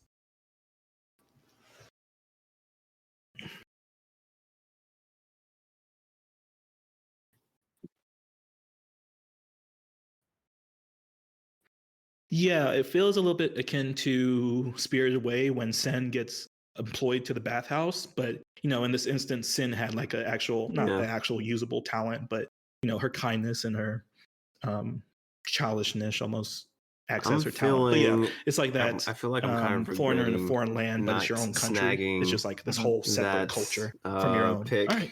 So Apothecary Diaries. So that's our 3 rounds halfway through the list. For you guys. So we'll probably have to pick up the speed a little bit more. But going into our fourth, so the anime that are off the list now. I snapped 3. Link Click Season 2, Undead Girl Murder Farce, Dangers of My Heart, Yamada level 999. I was about to say something. Apothecary Diaries and Dead Mount Death Play. So now we're coming up to back to the beginning of the start. So Sam, you are right. Yeah, Sam. Yeah. So your first pick. Back to you for this fourth round. Not today. You. Choose this one. Undead Murder Farce. That's all right. Well, we can keep the same pace as before. Just okay. I feel like that was like a slightly disappointed. Okay, it's like I could see that. Can you say it out loud? The reason why I chose it was a good. I was like this year was a good Deductions? year for mysteries as well as for horror, because with this one, it's I like it a lot because it's not by, but it has the character designer of Psychopaths, even though it kind of looks like Psychopaths characters. Some of the supernatural, but yeah, essentially the same Sherlock Holmes setup. Vampires and werewolves. The Sherlock has this Sharingan or Gyas ability, essentially. Japanese folklore and what it means to be an ogre or an oni. in that regard. And not only that, but in some of their mysteries, you have conventional mysteries, but they also mention some Japanese folktale mysteries. I think there was one regarding a man and a sake barrel, which was very, very interesting because they talked about what happened in the story and how it was essentially related to the mystery that they were on. The characters is the two main characters. It's a very it's funny how it's sort of like a dysfunctional Sherlock and Watson, and they end up paralleling them with them later on. I would say like it because it was interesting seeing them by themselves in the beginning because it's like okay, uh, with most mysteries or most series regarding mysteries, they always go having to focus on not always, but more often than not, they end up focusing on Sherlock Holmes and Watson and all that. And for a while, it seems like it was going to deviate from that. But from what they did, it was very enjoyable. And when it was on, I was following it with earnest. So that's why I had chosen it.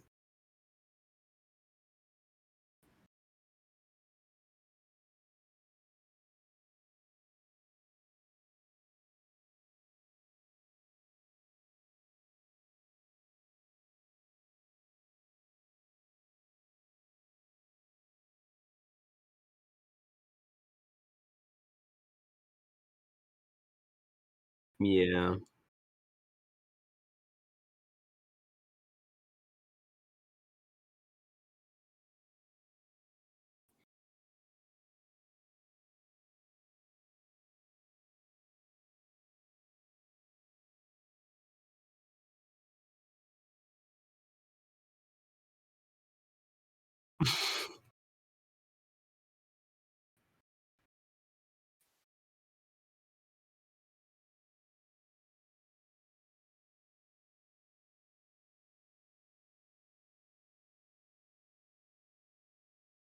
Nothing like guys. Yeah, nothing. Yeah, yeah. Totally, what I said was wrong. Yeah, yeah. I see. My bad.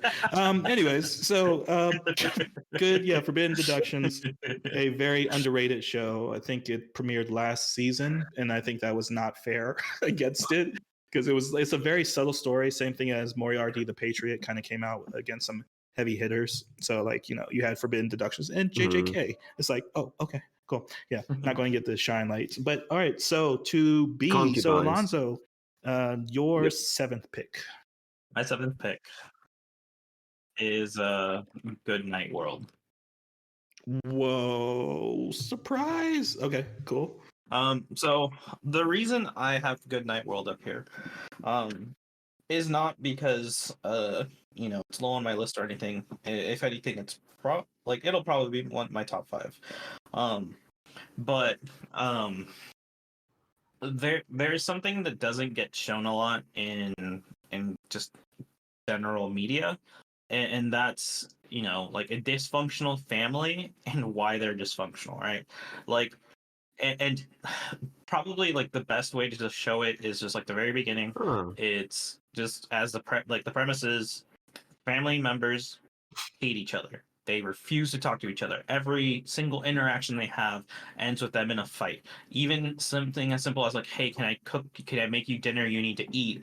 Turns into, "Why are you in my life? You're just doing that because you look down on me." Like That's a very bunch of interesting. insecurities So coming up it's out of essentially everyone. like a working Like person they're being just thrown at each other's into throats Game of Thrones just perpetually. because But then the you take that away, royalty had and fancied her. they act like the happiest Okay. family ever. But how would you do that? Well, it would be really easy if they were all Okay. pretending to be a family inside a video game without knowing it.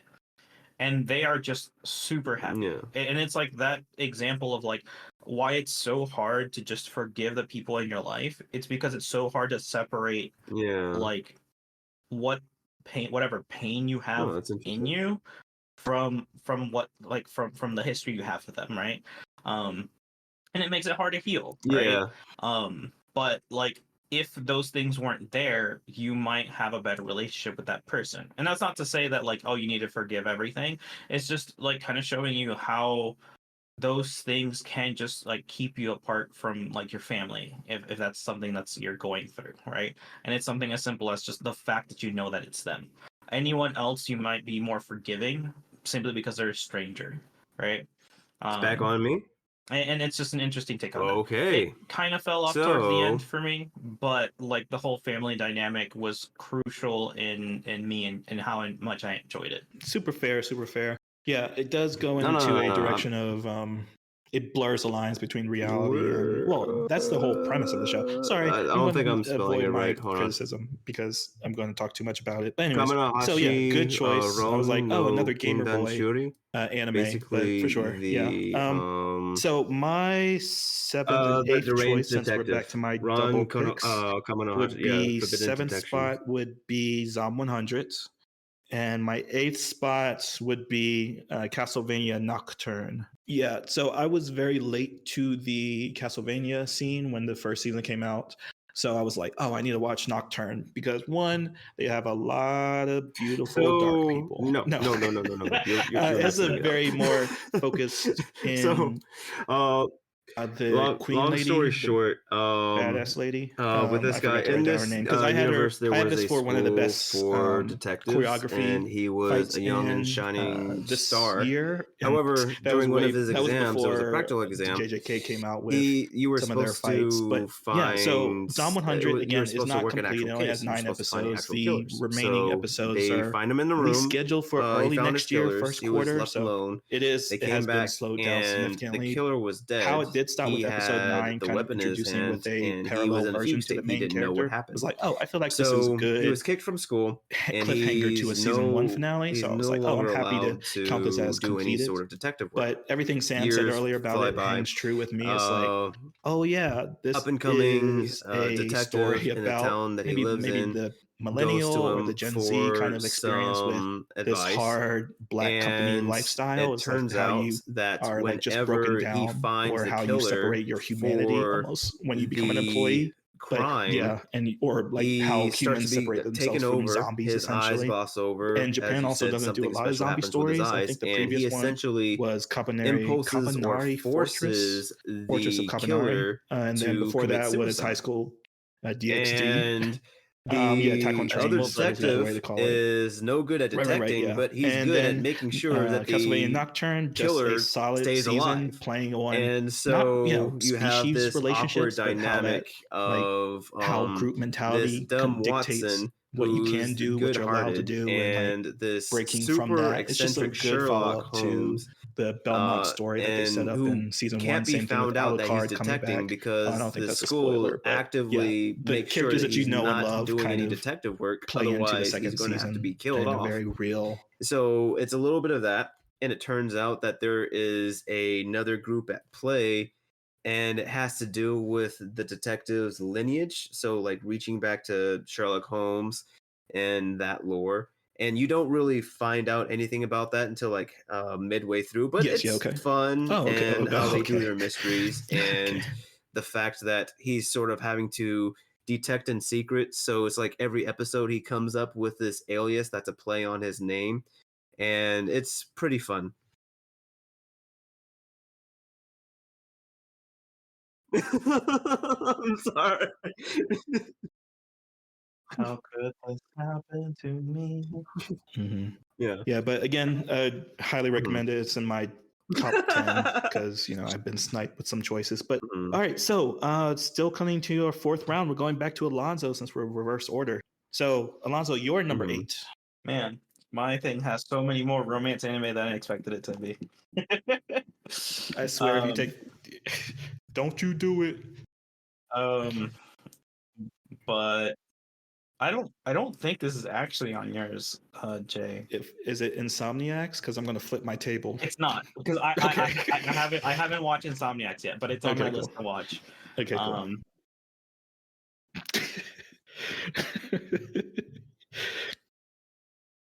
I have no fear regarding the one after this one. Wait, no. You know what? I don't care about that one. It's fine. I'm gonna grab this one. I don't think either of you are gonna get it, but I still wanted to grab it anyway. Scott Pilgrim takes off. You may or may not agree whether or not it's anime. I think it's anime. It was made with anime production studio. It follows so many tropes of anime, and then it takes the original. Yeah, like it's an actual anime opening and everything, right? But like the thing that made this not because it's Scott Pilgrim, but because it takes this Scott Pilgrim story and does something different with it, and something really really good, right? Like I know that there's a lot of fans who feel like they were lied to and everything because they're supposed to be an adaptation. Well, like this is an adaptation. It's just not what you expected. I was pleasantly surprised with the change. It threw me off the moment the twist happened to where we're going in a different direction than the original series, and it ended in such a great way. Like I'm not gonna go into it, but it's a really good story, and you should go watch it. Unless you don't like Michael Cera, which like apparently my friend does not like Michael Cera, and I was like, well, it doesn't really have him in it if that makes it better. I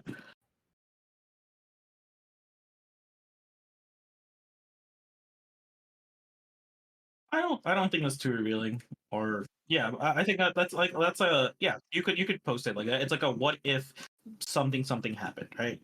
Um, and that's kind of what this story is. And I think it does a better job of like portraying the other characters and actually showing growth. So yeah, original cast from the movie came back, like you said, Michael Cera, and then everyone else plays their voice actors or their characters. And yeah, it was definitely a Netflix like, oh, Netflix is popping off this year for animation. But all right, so Sam, you're number 8. Definitely solid. I'm surprised you didn't pick it earlier. I was like, oh, he's just gonna grab it. Uh-oh. Uh-oh.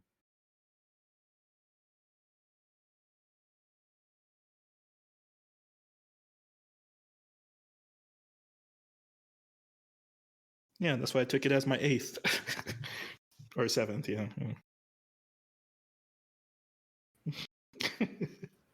Yeah. Oh my goodness. What's her name? The one with the pink hair? Yeah. I have 4 romance anime on my list. Yes, I know. You took you took every except for Insomniacs, you took all of mine.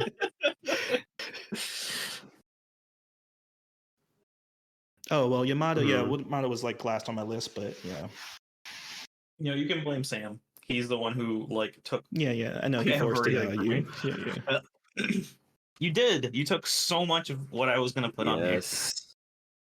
Because I love my romance anime, but like they were not top of my list. Well, wait, a couple of them were, but not all the way to the top. Your number 8 pick is Pluto. Wow. M-rated like... Astro Boy, right? Yeah. That's anime of the year potential. Really? Mm-hmm.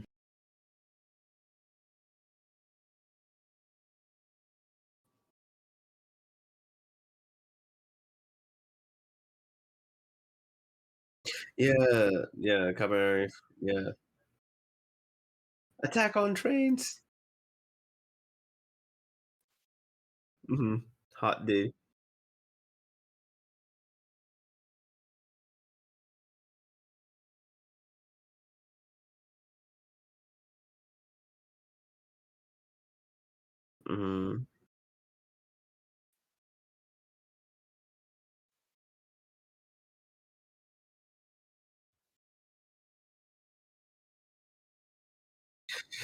Oh, yeah.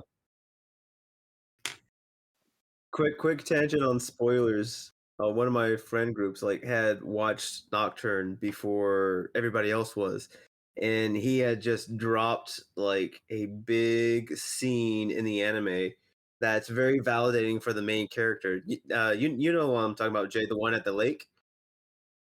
So it was like he drops that scene and he's like, it's not it's saying like it's not a spoiler. It's not a spoiler. It's okay. Just like this is I fine. don't actually know that It's just happened. great. It's like, bro, it's like know that that is like one of the biggest payoffs. So, none of us had the chance to watch it.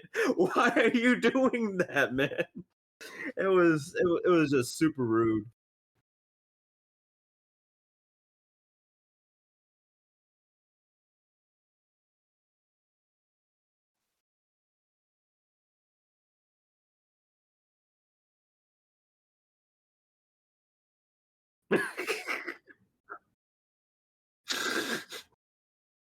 Yeah, nice. Yeah, it is the Detroit Become Human kind of story. Do it. It's Do very it. interesting.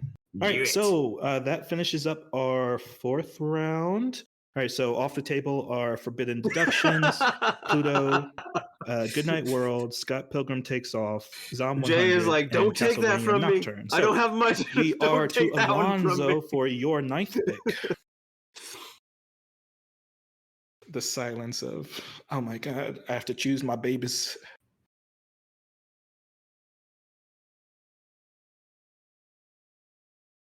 Mm. Oh, me that's a miss good call. Nagatoro That's a good season. I look, it would actually not have made the top 10, but you guys have sniped so much. It's insane. So don't toy with me, Miss The Nagatoro intro season has 2. a Japanese band. It is extremely heartwarming. Yeah. I really love this show. It's very anime. It's just cute. It's all it is. It's adorable. Go watch it. Yeah, Oh, they and actually make progression as a pair, Yeah. which was really heartwarming. Yeah, Yeah. Like Yeah. it's small little things, you know? Mhm, Like yeah. her starting to get jealous whenever her friends like bother her or like tease her about him and stuff like that. Or like, oh, we're gonna go and hang out with Senpai, and she's like, you will not do anything of the sort, or I will destroy you. You know. Mhm. Mhm. Yeah, I thought it was more endearing that they go into judo together, or That was great. helps. Yeah, Yeah. It was like that shared interest. Mm-hmm. Yeah. Yeah. So like you focus season 1 and some of season 2 on his passion, and then they lean into her passion. So it's like fair treatment of both of the characters, and it's like, oh yeah, it's cute in that way. All right, nice. You Is have to like, go into like her fair or like too own revealing to insecurities and say everything. think as to, about like, it she kind like of an stopped doing episode of What judo for If? a little while, and then her like his support revitalizing that in her just because she sees someone that she cares about like supporting her in that, you know. All right, so my number 9 pick, and I wrote in the wrong color pen. All right, anyways, yeah, my number 9 pick is a Buddy Daddies, and man, I love the protect child stories as well as the they're great. endangered child stories. Because like I put Spy Family on my list for last year, even though I should have put on the Yakuza babysitter one. But yeah, the Buddies Daddies is so you sniped me endearing with Zom when I realized we could put it on the list. This So almost unknown factor no, into their because lives. it So wasn't. one, it they're wasn't both finished, your and essentially. They're like assassins. nobody was talking about. It's So like, like, I oh, guess it's a that's why safe I'm choice. not so attached to. And I was going to say something earlier, and I was like, you know what? I'm not going to doesn't flag do it. I'm enough going murder to alerting let it be in under the this radar. season, so it's kind of like just And then dropped in the Jay- background of like Yeah, what kind of parent Jay came she back and is he's if like, she's "This a is for murderer, taking she's a mine." professional assassin. So, But Buddy Daddies focuses a little bit more on that aspect. It's like, how are we responsible people if we keep this element in our lives? And it's just really endearing about how being a parent changes your life. When Spy Family kind of just, oh yeah, Anya's wacky, she can read our minds, so it's okay to still murder people and save the world, and doing that. But you know, when you're a assassin, you're a little bit more on the edge of anti-hero, not good guy. So they're like, oh, okay, let's actually talk about that as a family dynamic. So it's all good, wholesome stuff, family building, and the ending is really good as well. It's like it pays off in a very earnest way. But yeah, all right, that's my number 9 pick. So to Sam for your double pick. So you get 9 and 10. Oh, damn. That's what I was going to mention. I was going to say, well, definitely don't pick the cat one because that's definitely not on Alonso's list. Number 8. Oh my god. I'm still Yeah, here. he's here. Yeah. That's funny. I think That's I had great. mentioned this before. Like, That's great. because I left it off because I thought neither of you watched it. It's pretty much. Oh no, you spoke so highly of it. I watched it. It's on my list next. Astro Oh my Boy. God. No. I'm No. sorry. It is Blade Runner, I love Cat iRobot, Dad. and Astro Boy skin. Cat Dad's amazing. And Astro, Come on. Cat Dad's so the cool. aesthetics and the looks, because like it's based off of those So your number characters, 9 but pick it is the takes Masterful it Cat in a is more depressed. mature light, more mature way. And I'm just realizing, like, I'm just We're like gonna say stealing that your next one all is of the Blue-Eyed murder Samurai. mystery stuff because it has a murder mystery to it. Okay, cool. But the thing is, the Astro Boy look, at least for me, it's very disarming because growing up seeing the black and white Astro Boy and even seeing the revitalized I have great influence over Astro both Boy of you. anime, it's very wholesome. It's very Golden Age Superman. It's your 10th sort of choice. bad guy Like, of the it's week. not time to be petty, but stuff on your Learn list life lessons. you Sonic like. says that sort of thing, and then you run into this and murder. I thought you were espionage, already people petty. being lied to, Petty with and robots aren't treated like people. But are they though? And it's just like, what is going on? Astro Boy, what? Why? I feel so conflicted. And it's like, pretty much. How did I get it's like it's like you like, again, like everybody's like dressed like Astro Boy, like soft, round, and then you have to deal with prejudice in the workplace, discrimination, people being lied to, people being pushed to murder. Can you speak about, like I said, like Dad, it please? deals with a lot of the themes that you would see in Blade Runner and in iRobot, and it does fall off near the end, but it does a pretty good job about it. So that's why Pluto is on my list. The Masterful Cat is depressed. Is still depressed. Is an anime about a girl who takes in a stray cat who ends up becoming a giant cat by who knows what. And then he starts just taking care of the house around the just taking care of the house and her. So he cooks her dinner. He like makes sure that like her laundry's done. If she gets sick, she takes care of her. And then when she doesn't wake up in time to go to work, he's the one who gets her out of bed, throws her into a bathtub, waits for her to shower, the wheels are turning, and then make sure that she gets dressed and out the door. Because I mean this, his only reason for doing all of this is that because that way she can bring home the canned tuna. And he is more of just a disappointed father, like trying to make sure that his kid makes it in the real world. And Nagatoro. it's just really, really cute, adorable, and precious. And it was taken from me. Yeah, I concur. It was coming up on my list, so yeah. If he didn't take it just now, I was taking it. So if that makes you feel better, Alonzo. Oh, they do? It does not. All right. Okay, cool. cool. Well, I guess again, this means I have good influence on. Of course. All right, cool. So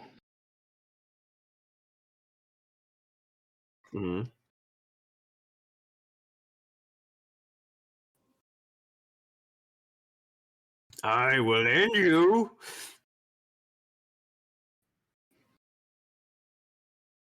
I was about to ask that. So in season 2, they do the tourney? Okay.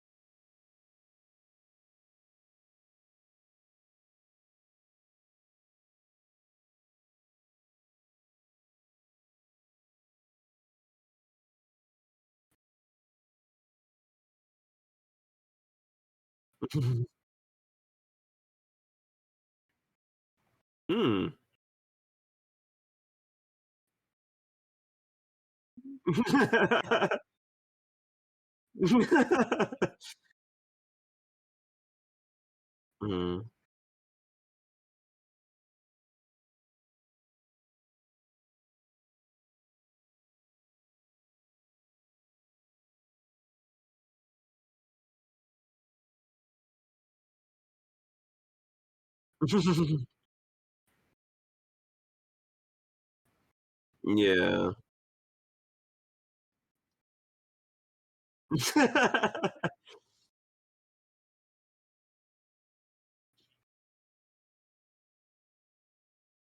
Hmm.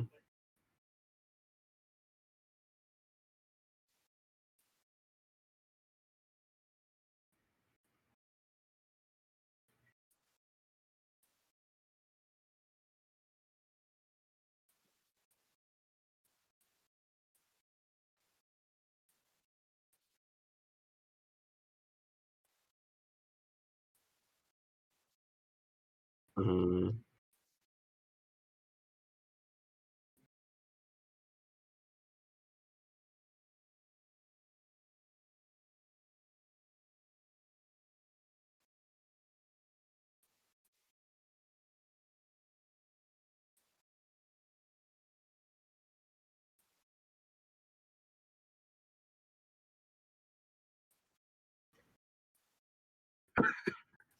Did Alonso leave the chat? Is he still there? Okay. Uh,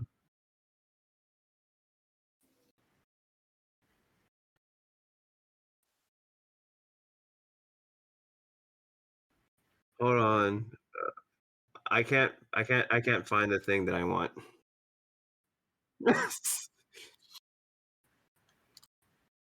Hold on. Yes, it is. Bro, what? Okay. Yeah, my number 10 is Blue Eyed Samurai. Yeah, You because stole Mizu is the something name of the from main me. character. No Damn, And- again? actual Oh, wow. impact. Okay. No, not Blue Eye And- Samurai. Just talking about the I'm cat sorry, dad. Alonzo. Okay.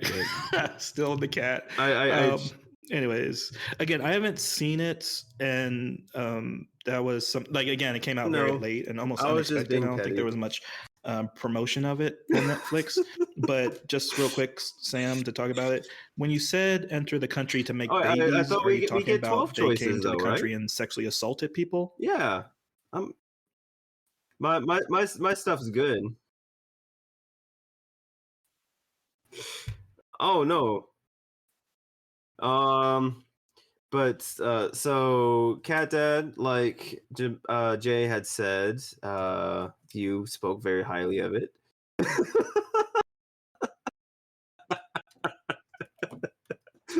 So you spoke of it so highly. I just had to have it for my list because with my list was lacking. All I had was murder mysteries, and I needed. Okay. Just making sure that was a clear statement. No, I can't. Because But- saying that they were no, it's fine. It's just like it's a lot I'd more have you mature than speak it's about it leaning if you would into do because like me again, the animation is pleasure kind of of treated speaking with about Cat kid Dad. gloves in a lot of aspect. And even when you say like mature warning at the beginning, you really don't know what that means because that can have a far-reaching extent to it. And Blue Eye Samurai, again, why I was so not again turned off of it because that first episode they released free on YouTube is it goes hard into the mature topics. Mm-hmm. Yeah, and even like when you say nudity, it's like frontal nudity as well. So it's like, yeah, it's okay seeing butt cheeks, but when you see the other side, it's like a little higher on the list. Yeah, exactly. Okay, just making sure that extreme warning is expressed. Okay, so Masterful Cat is gone. So my number 10 choice will be Trigun Stampede. So Nice. this was a reboot of the what year did that come out? 1998 original run. And the reason this is on my list is because it definitely shows, especially following up last year with I'm a Spider, So What, is that CGI has definitely reached a point where it's almost invisible. And we talk about invisible CGI with like a lot of Marvel movies. But again, now it's become, and I think me and Lonzo have talked about this before, but when you talk about the use of CGI, it is a artistic direction or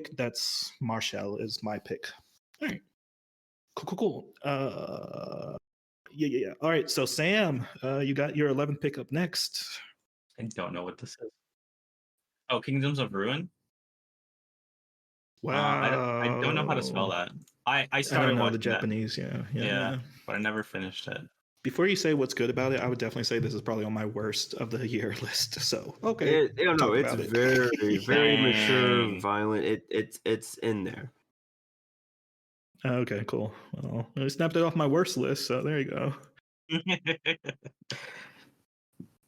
No, yeah. You see men parts. You see men parts. So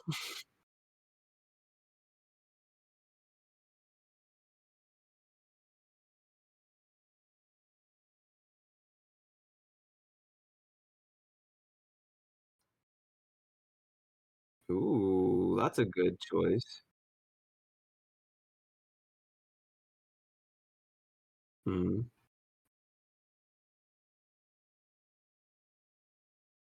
Wow. Wow. Man straight up said my last two picks are for sniping only. Even though he sniped 6 other things. Mhm. I see how it is. Oh, I think you're thinking of Berserk of Gluttony. Yeah, I didn't speak anything about. Well, I didn't speak anything about Kingdom Ruin. It's literally like one of the worst anime that came out this year, in my opinion. But you know,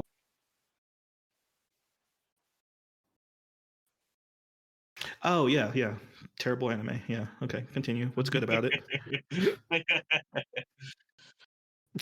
Okay, all right. So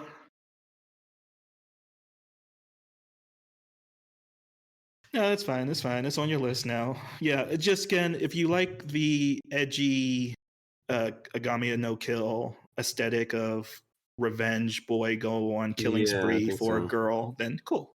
You know, it's for some people, I guess. Anyways, okay, so Alonzo, in your B spot, you get you get two my back to last two. backs. Yep, Yeah, get my yeah. last So two. no one can steal from you. Nope. So, not no more. So my first one is gonna be One Piece. Yeah, it's a season. Yeah, season 20. Yeah, Good choice. One Piece. Hmm. One Piece. I watched one episode. I thought maybe Sand was gonna pick it. I wanted to snipe something. Um, did not work because he didn't even realize he could pick it.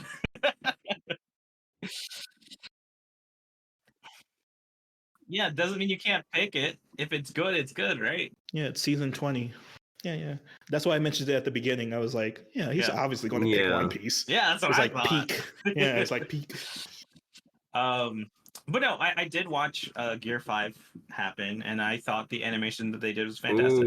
It Ooh. was really, really good. I do think that the One Piece following makes sense, and I understand why people love it.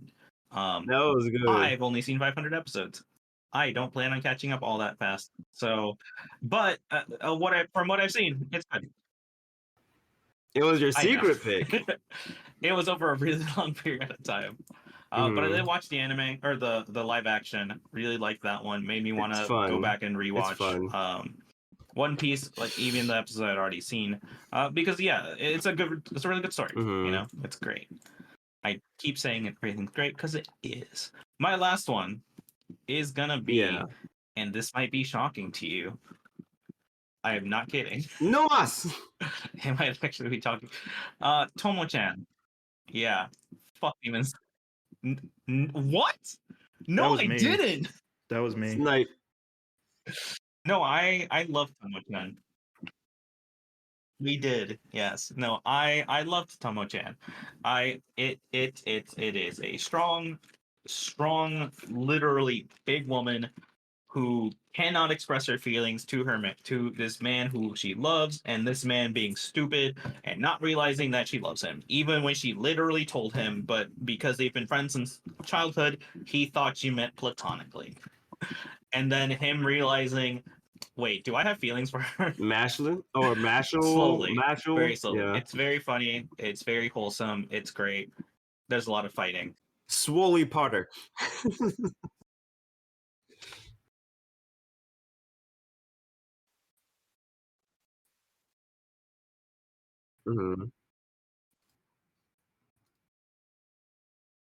The best friend, like the ex, is my favorite character. Oh, really? What's her name? No, I'm just joking. I don't Mizu. remember. Yeah, Mizu, right? Yeah, is it? I think it's Mizu. Because Carol calls her Mizu-chan. I only remember Tomo's name. Damn. I literally don't remember anyone else. Yeah. Jin is the guy. Why am I explaining this? Let me move. Oh yeah, it's Mitsuzu. Yeah. And there's Carol and Junichiro. Yeah. Kosuke, Mifune, Tatsumi, Goro, her dad, Kemi, her mom. Which is funny because he has a crush on her mom. No, like it's like that kind of thing of where like when you're young and you meet an impressionable woman and you're like, whoa, that kind of crush, not like yes, it's just like that admiration you have for like this woman, but you don't fully understand. It's a very it, right? good, solid pick. Yeah, no, that's my final pick. All right, cool. So you got your 12. So as Sam wraps up his list, you can think of your top 10. But yeah, Sam, you have your 12th spot. Let's see if you can snipe my last one.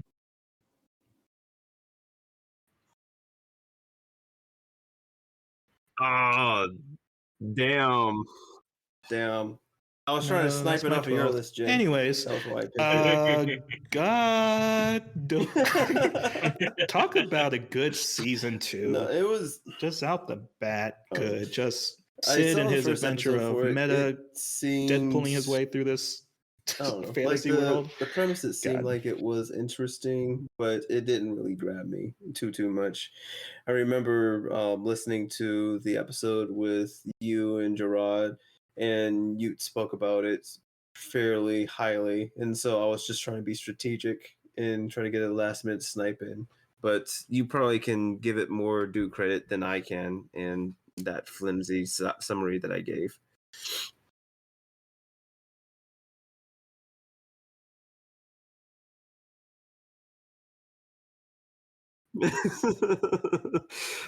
Unintentional sniping.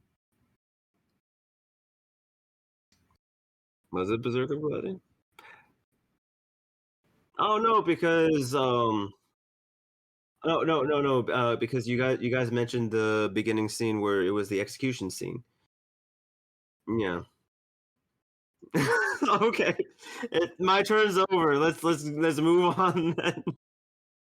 We won't give this anime a fair shot. This was in bad taste. My apologies, gentle listeners.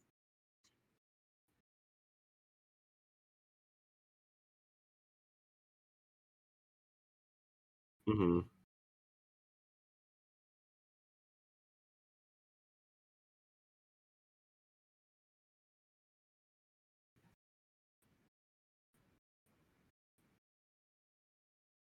The last two. Not no more.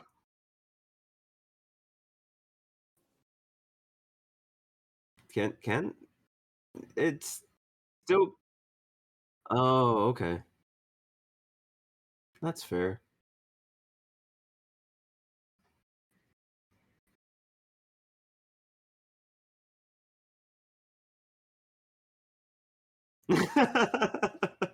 I no, because it's still continuous. Good. It's like Detective Conan. So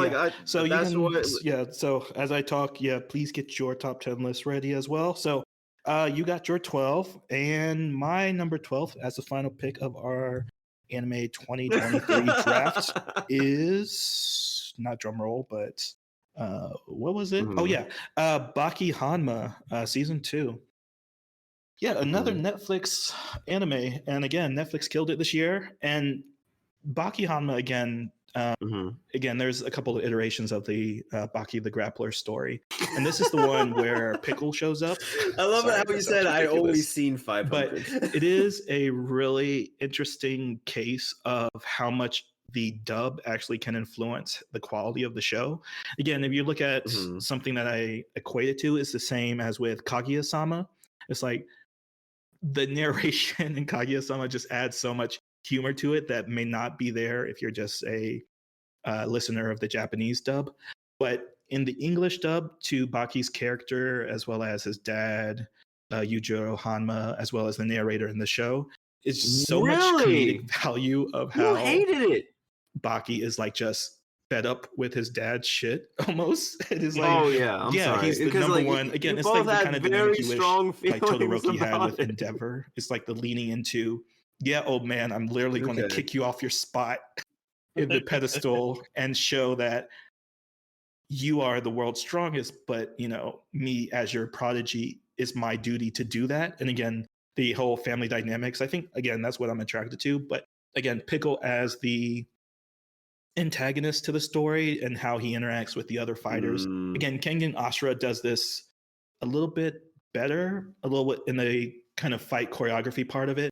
But I think the deeper characters in Baki, especially Nice. with I have to say, how obsessed they are with after their what martial I've seen arts or the from it, philosophy my behind favorite why the use of interactions in that violence is show such a is sport the or the dude competitive and nature of his martial ex. artists is a little bit Like stronger whenever than they're on Kengan screen together, Ashura. But it's just hilarious. with Baki, it was just so much humor in the characters and their stances on combat just makes it so much more enjoyable with the English dub. So I put it late on my list just for that reason. It's like, oh yeah, what emphasizes a good dub is what Baki Hanma this season showed off. Because I watched the first season in the Japanese dub, but I switched to the English dub for that reason. And I was like, oh, it just improves the quality of the show. All right. So those are our 36 This is your favorite anime. anime, Why or am at I least the ones explaining that your anime? we would say like, oh, we get our recommendations. So I'll run through the 12 of everyone, and then you guys can correct me on your correct order for your top 10. So Sam, as our number one spot, you had first Oshi no Ko, then Shangri-La Frontier, then Undead Unluck, Hell's Paradise, Link Click Season 2, Undead Girl Murder Farce, mom? Forbidden Delusions or Deductions, Pluto, Masterful Cat is Depressed, Blue-Eyed Samurai, Kingdom of Ruin, and It's like, Eminence I really in like Shadow that, or I Season respect 2. her. Alonzo, in Yeah. our second spot, you had Frieren Beyond Journey's End, Mushoku Tensei Season 2, Dark Gathering, Skip to Loafer, or Skip and Loafer, Dangers of the Heart, Yamada, Kun, Level 999, Goodnight World, Scott Pilgrim Takes Off, Don't Eminence Toy With in Me, Shadow Miss Season Nagatoro 2. Season 2, High Card, One Piece Season And 20, the crowd is silent Tomo-chan because is I a know girl. nobody was going to pick it. I said that so. I should have said it like a question mark, but Was it's an it? exclamation No, point. was it? Yeah, no, but it is an exclamation point instead of a question mark. Tomo-chan is a girl. Yeah, she is a girl. Yeah, nothing sex. No, never mind. My list in the third spot was Jujutsu Kaisen Season 2, Oh my Heavenly gosh, Delusions, My Happy Marriage, I would have to say, Vinland like, Saga Season 2, it was Dead the Mount, beginning of Death Season 2 Play. was hit or miss for me. Such But a mouthful. then Apothecary's was it Diary, near the middle? Zom 100, No. Castlevania Nocturne, It was in the Buddy beginning Daddies, because Trigun Stampede, they were Mashle, doing something in regards and to currency. Baki Hanma Season 2. And Right, they were cool. talking about I the like all money those choices except for system Kingdom of Ruin and how and Tomo-chan. So okay, cool. his Anyways, organization all was right. So implementing Sam, what take us he through was your talking top about 10. Are you and doing 10 to 1 how or he foresaw what was do happening 10 and to how he 1? resolved it. Yeah, 10 to And it 1. was interesting because that was the first time that we've seen Sid be active instead of reactive to the situation. And even though it was about currency and economy, Really? he Wait, what made did I- it aside from feel maybe like Frieren, espionage. what did So I he snipe made off of it yours? interesting. And that was Really? my Okay. appeal to it. I definitely plan to go back and rewatch it because there Wow, was a one lot of compared to math Alonzo's, stuff what, that they 5? had Six. It was 6. discussed, and it made sense, but it didn't make sense. And afterwards, it was sort of Yes, like yeah. this Heavenly small Delusions, little yeah. reprieve, 3, and they picked up some 4, loose ends 5. that happened at the end of season 1 Yeah. that we still have to I took wait to 1, unravel you because took they're still making 5. more episodes. But it was fun, and Eminence in Shadow was always a joy with everything that he does, and I just love it how he does things just because they look cool and everybody and anybody sees it, and it's like, oh, there's so much emphasis, or there's so much purpose behind what he does. But that's enough of my soapbox, and now I want to see if I really did snipe Jay, or if Jay was just trying to say something out the side of his mouth. Oh, really? That was for real?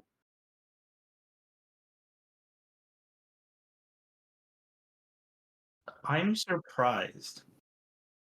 I don't know. I feel like maybe just the way you just maybe didn't like express it as much as I did, but like like I know that you liked Oshinoko. I just didn't know that you liked it Really? so much that it was your number one. Mm-hmm.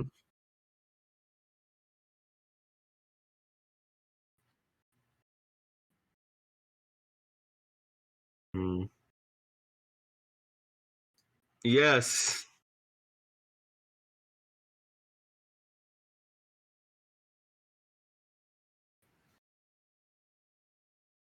Mm-hmm.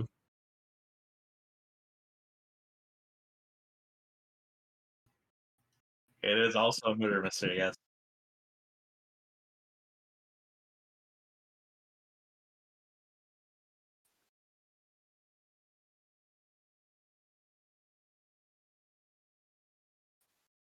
Mm-hmm.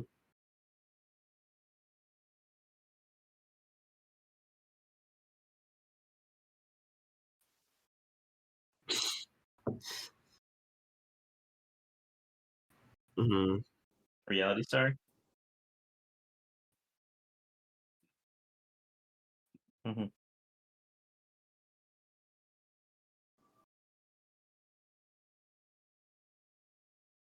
Mm-hmm.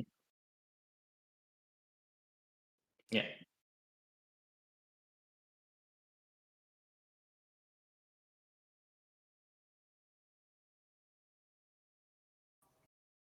Mm-hmm.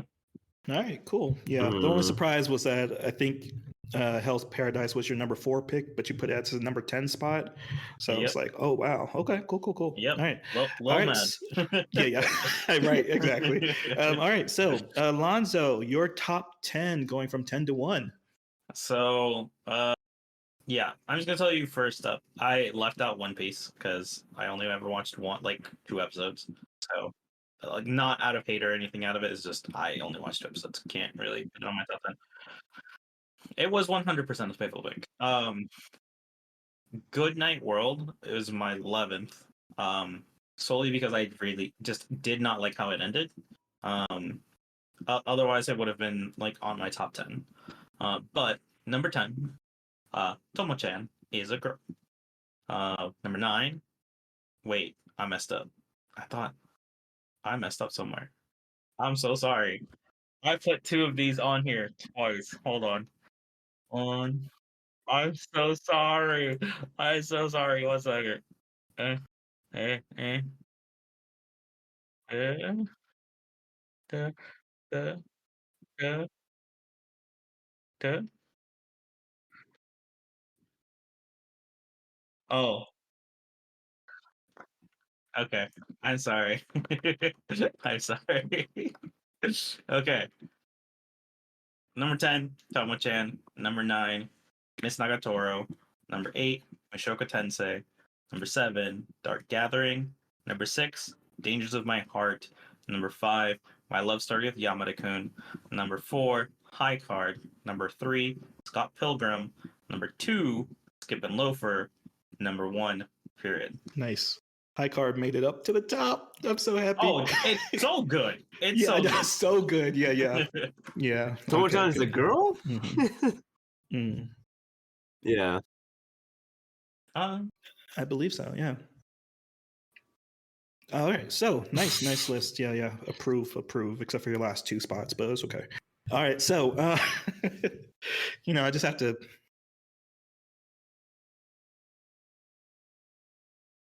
Nah, a little bit good, a little bit bad. I have to balance it out. Yeah. All right, so my number 10 is Marshall. My number 9, Buddy Daddies. Number 8, Castlevania Nocturne. Number 7, Dead Mount Death Play. Number 6, Vinland Saga Season 2. Number 5, Apothecary Diaries. Number 4, My Happy Marriage. Number 3, Zom 100. I'll go Number 10 to 2, 1. I'll go 10 to Jujutsu 1. Kaisen Season 2. And And number 1, listening to Heavenly your Delusions. list again, Alright. I Nice. do not Alright, regret so sniping your problems with stuff my because you list? guys sniped a lot of stuff off my original list too. So yes, both of you did. Man who stole a total of what, 8? He sniped 8 total, right? Yeah. Dark Gathering. Yeah. And all right, so our individual top 10s lists, and we had 36 in total, so you have plenty to go back and revisit. You got my Dark Gathering. Were there any anime? So to Jay, close up this, was you the one with Heavenly 3-hour Delusions, or was that podcast Alonzo as well? episode? Okay. Are there any anime from this year that you will be either checking out next year? Everything else was on my at backup, least but ones that are like, oh, at least this one I need to check out, or you need to check out. Apothecary Diaries for sure. So Marriage here Story is for sure. my list from even Sam watched it. 10 to 1. Like, I have Hell's Paradise at number 10. My Happy Marriage, yeah. Eminence and Shadow number 9. Like Undead Murder Farce at number 8. Forbidden Delusions or Forbidden Deductions at number 7. Watching number a gushy 6, feeling Undead anime, Unluck. I'm like, number 5, Pluto. Yeah, and like you said, to number be fair, 4, it's Link not just Click a gushy Season 2. feeling anime, but number still, 3, Blue-Eyed Samurai. Number 2, Shangri-La Frontier. And number 1, Oshi no Ko.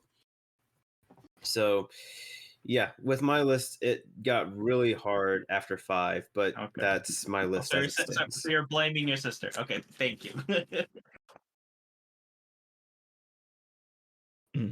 Fair. Okay, how about you for Sam? How about for you for Sam? How about you, Sam?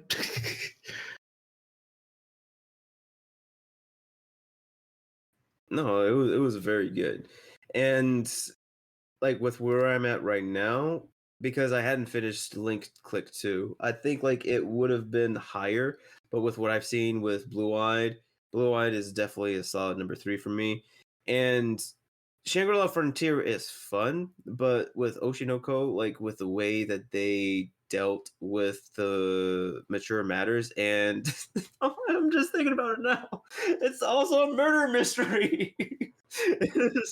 Yes, this year was the year of murder mysteries for me. So it's just very, very well done. And like Pluto dealt with some of the stuff, but Oshi no Ko just above and beyond. And I guess also too because like they dealt with some of the things that are more relevant, like with some of the celebrities. I was at least with the which is where it is on my list. Love. Okay. Yeah, so it's the 7 out of reality 10, star All right, with cool. the death threats, things like that. And because I had learned about a wrestler who was in that similar predicament. I think we talked about it before. No, it's good. Like how they handled it. For was me done very this tasteful. year, Even I've though looked like over so many. Like I watched really, season really 1 cringe, of the Link premise Click, alone but didn't watch season 2. So in the same vein as that, Ranking of Kings came out with its season 2, and no one talked about it because I think there was a little bit confusion because season 2 was called like the Chest of Courage. So I think people were like, "Oh, it's a movie," but it actually turned into. Or didn't turn into, but it was a season 2, and no one talked about it because I think it was going against Oshi no Ko at the same time. Anything else? Probably Demon Slayer season 2. Didn't get to chance to check that out. List at all. Right. Yeah. So no, like it ones was, that you it was didn't a mention. Pick. Say again. You mean season 3? Oh, really? Oh, then I'm behind 2 seasons then. Yeah, Demons. Oh no. We've watched Goblin it Slayer. together. No, Goblin Slayer. Sorry, my bad. Yeah, I didn't mean to say yeah. Demon Slayer, but Goblin Slayer. Yeah, season 2 came out this year, so been meaning to check that out since Gerard talked about that highly as well. So, all right, cool. So we got some things to check out. But speaking of next year, are there anything you guys are looking forward to next year? Solo leveling. Yeah, in like 2 You're 3 weeks, 2 Jay weeks. And his January 6th, I there. believe. Yeah. Okay. Cool. Okay. Jay is like, I can't believe I am the only professional in this entire group. I come prepared. I know what I want. I have my list of my backup lists, And these fools right Eight. here, they can't read the lists that they have in front of them.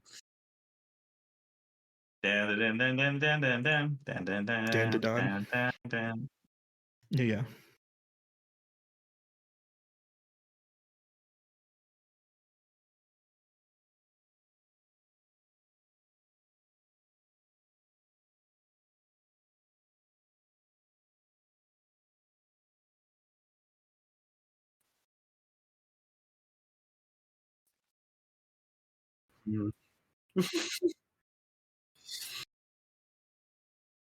High Card is good.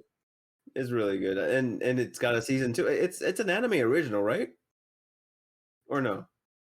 Okay, so that's awesome that it got a season 2. Gotcha. Fair. Okay, so Solo Leveling and Kaiju number 8 on my list for next year. You're judging him because his whole list was obliterated. He's having to build already making one. This. This is the best he Because could this year do. I watched over 30. You said I had to make my list, and I was like, okay, maybe enough anime. Okay. To be fair, I watched 22. So like you didn't go that far. Like I felt like I didn't watch. I was like, oh, I haven't watched as many as y'all. And then I looked at how many I watched, and I was like, oh, I only watched 8 less than you. Yeah. Well, you also need to tune it down. Tone it down. What? Tone it down. Yeah. Well, no, I just put all of.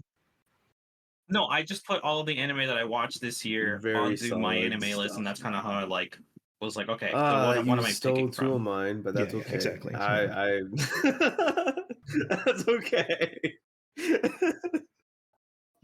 Yeah. No Listen, one. You can never be satisfied. You always have to improve. There's just a well, lot that of one anime. stopped after episode 4, right? Exactly. Yeah. Oh, okay. Well, either way, I just mentioned like we can't mention all the anime we actually watched because we watched Demon Slayer season 3.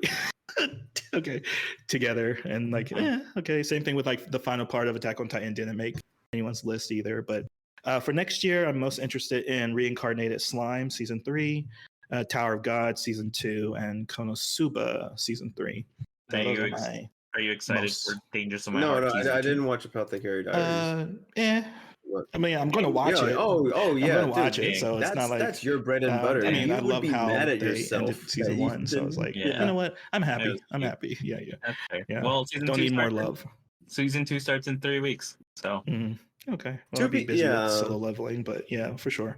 Anything else? No. So I mean, that wraps up the year 2023. To be fair, any final thoughts before we sign out and go to my sister? She started watching on her own. or Like everything else, like I had suggested. So it's like, okay, let me see if it's any good. And it was something we talked about. So, but then I ended up liking it. She started it, and now I'm stuck with it. I would say so, yeah.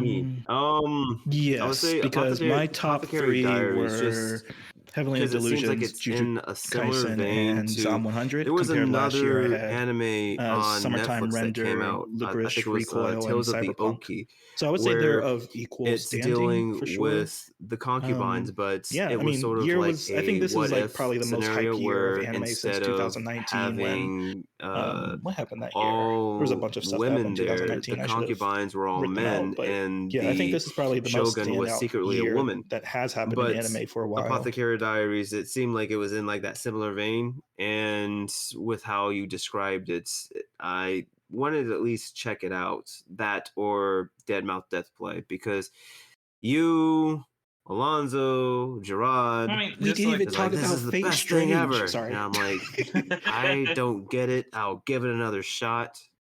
I'm trying. So, yes.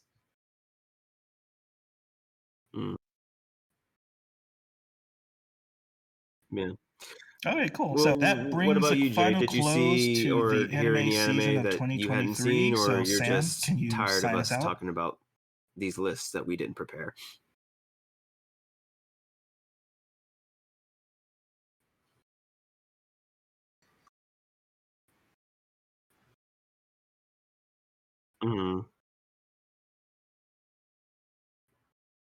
Yeah.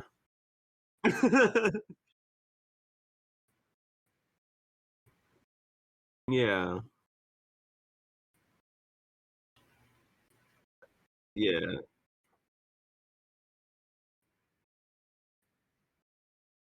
Hmm.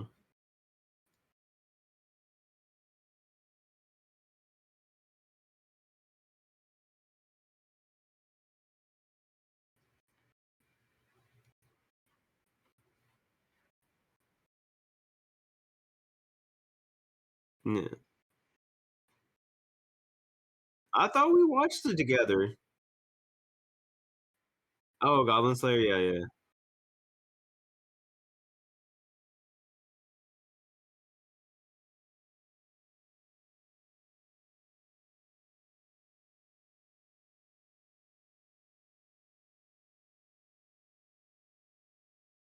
Ah, you took it again. It's like yes. Ooh, yeah. Excited for it. And hold on, there was another one. No. Ah. No, no. Yeah, yeah. Kaiju. Yeah, but there was another one I had mentioned. No, no, no. Yeah, Kaiju number 8, and Dan,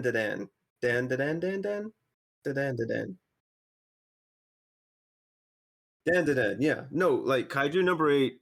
Looking forward to that, and I'm interested to see because it seems like Dan is going to. I feel like it's probably going to be like another Chainsaw Man where it just like explodes.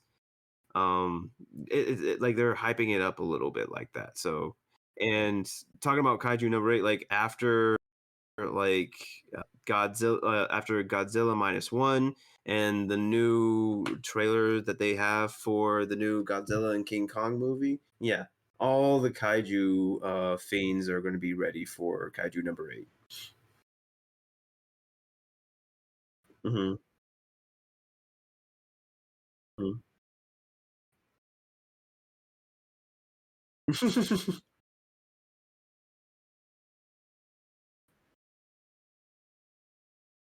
Mm-hmm. It's like this was a lot.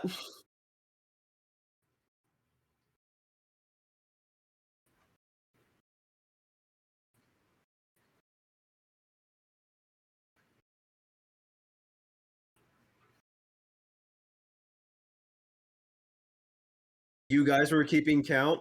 I didn't know we were supposed to keep count.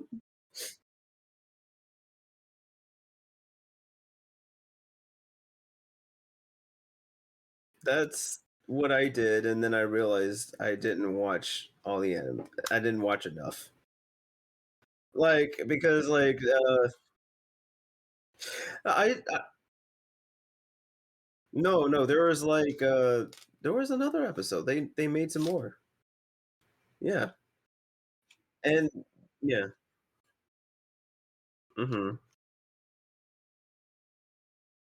Yeah, we did.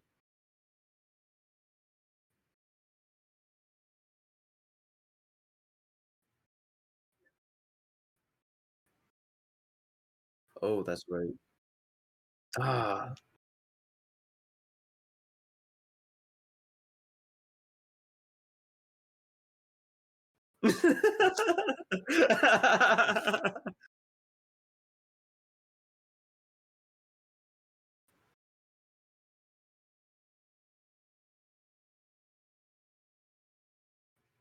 Hey.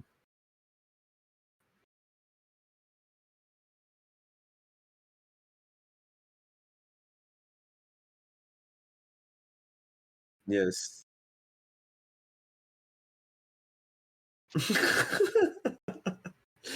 Oh my goodness. Like I said, I well, do you guys agree with my assessment that it felt that 2023 had maintained the momentum that 2022 had in terms of quality anime?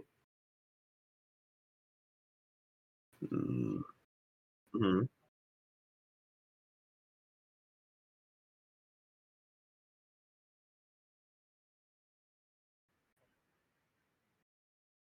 mhm, mhm.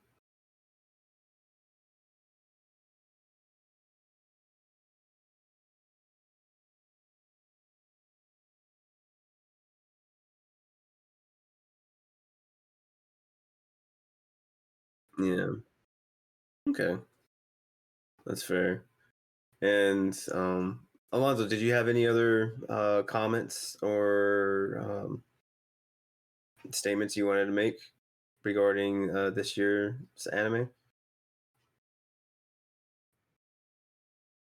Oh no, like it was good, but like I consider that a movie. Like they didn't make anything else after that first special. It was like, okay, cool, you've set stuff up, but where's the rest of it? I'm here for it when it comes out, but that was it.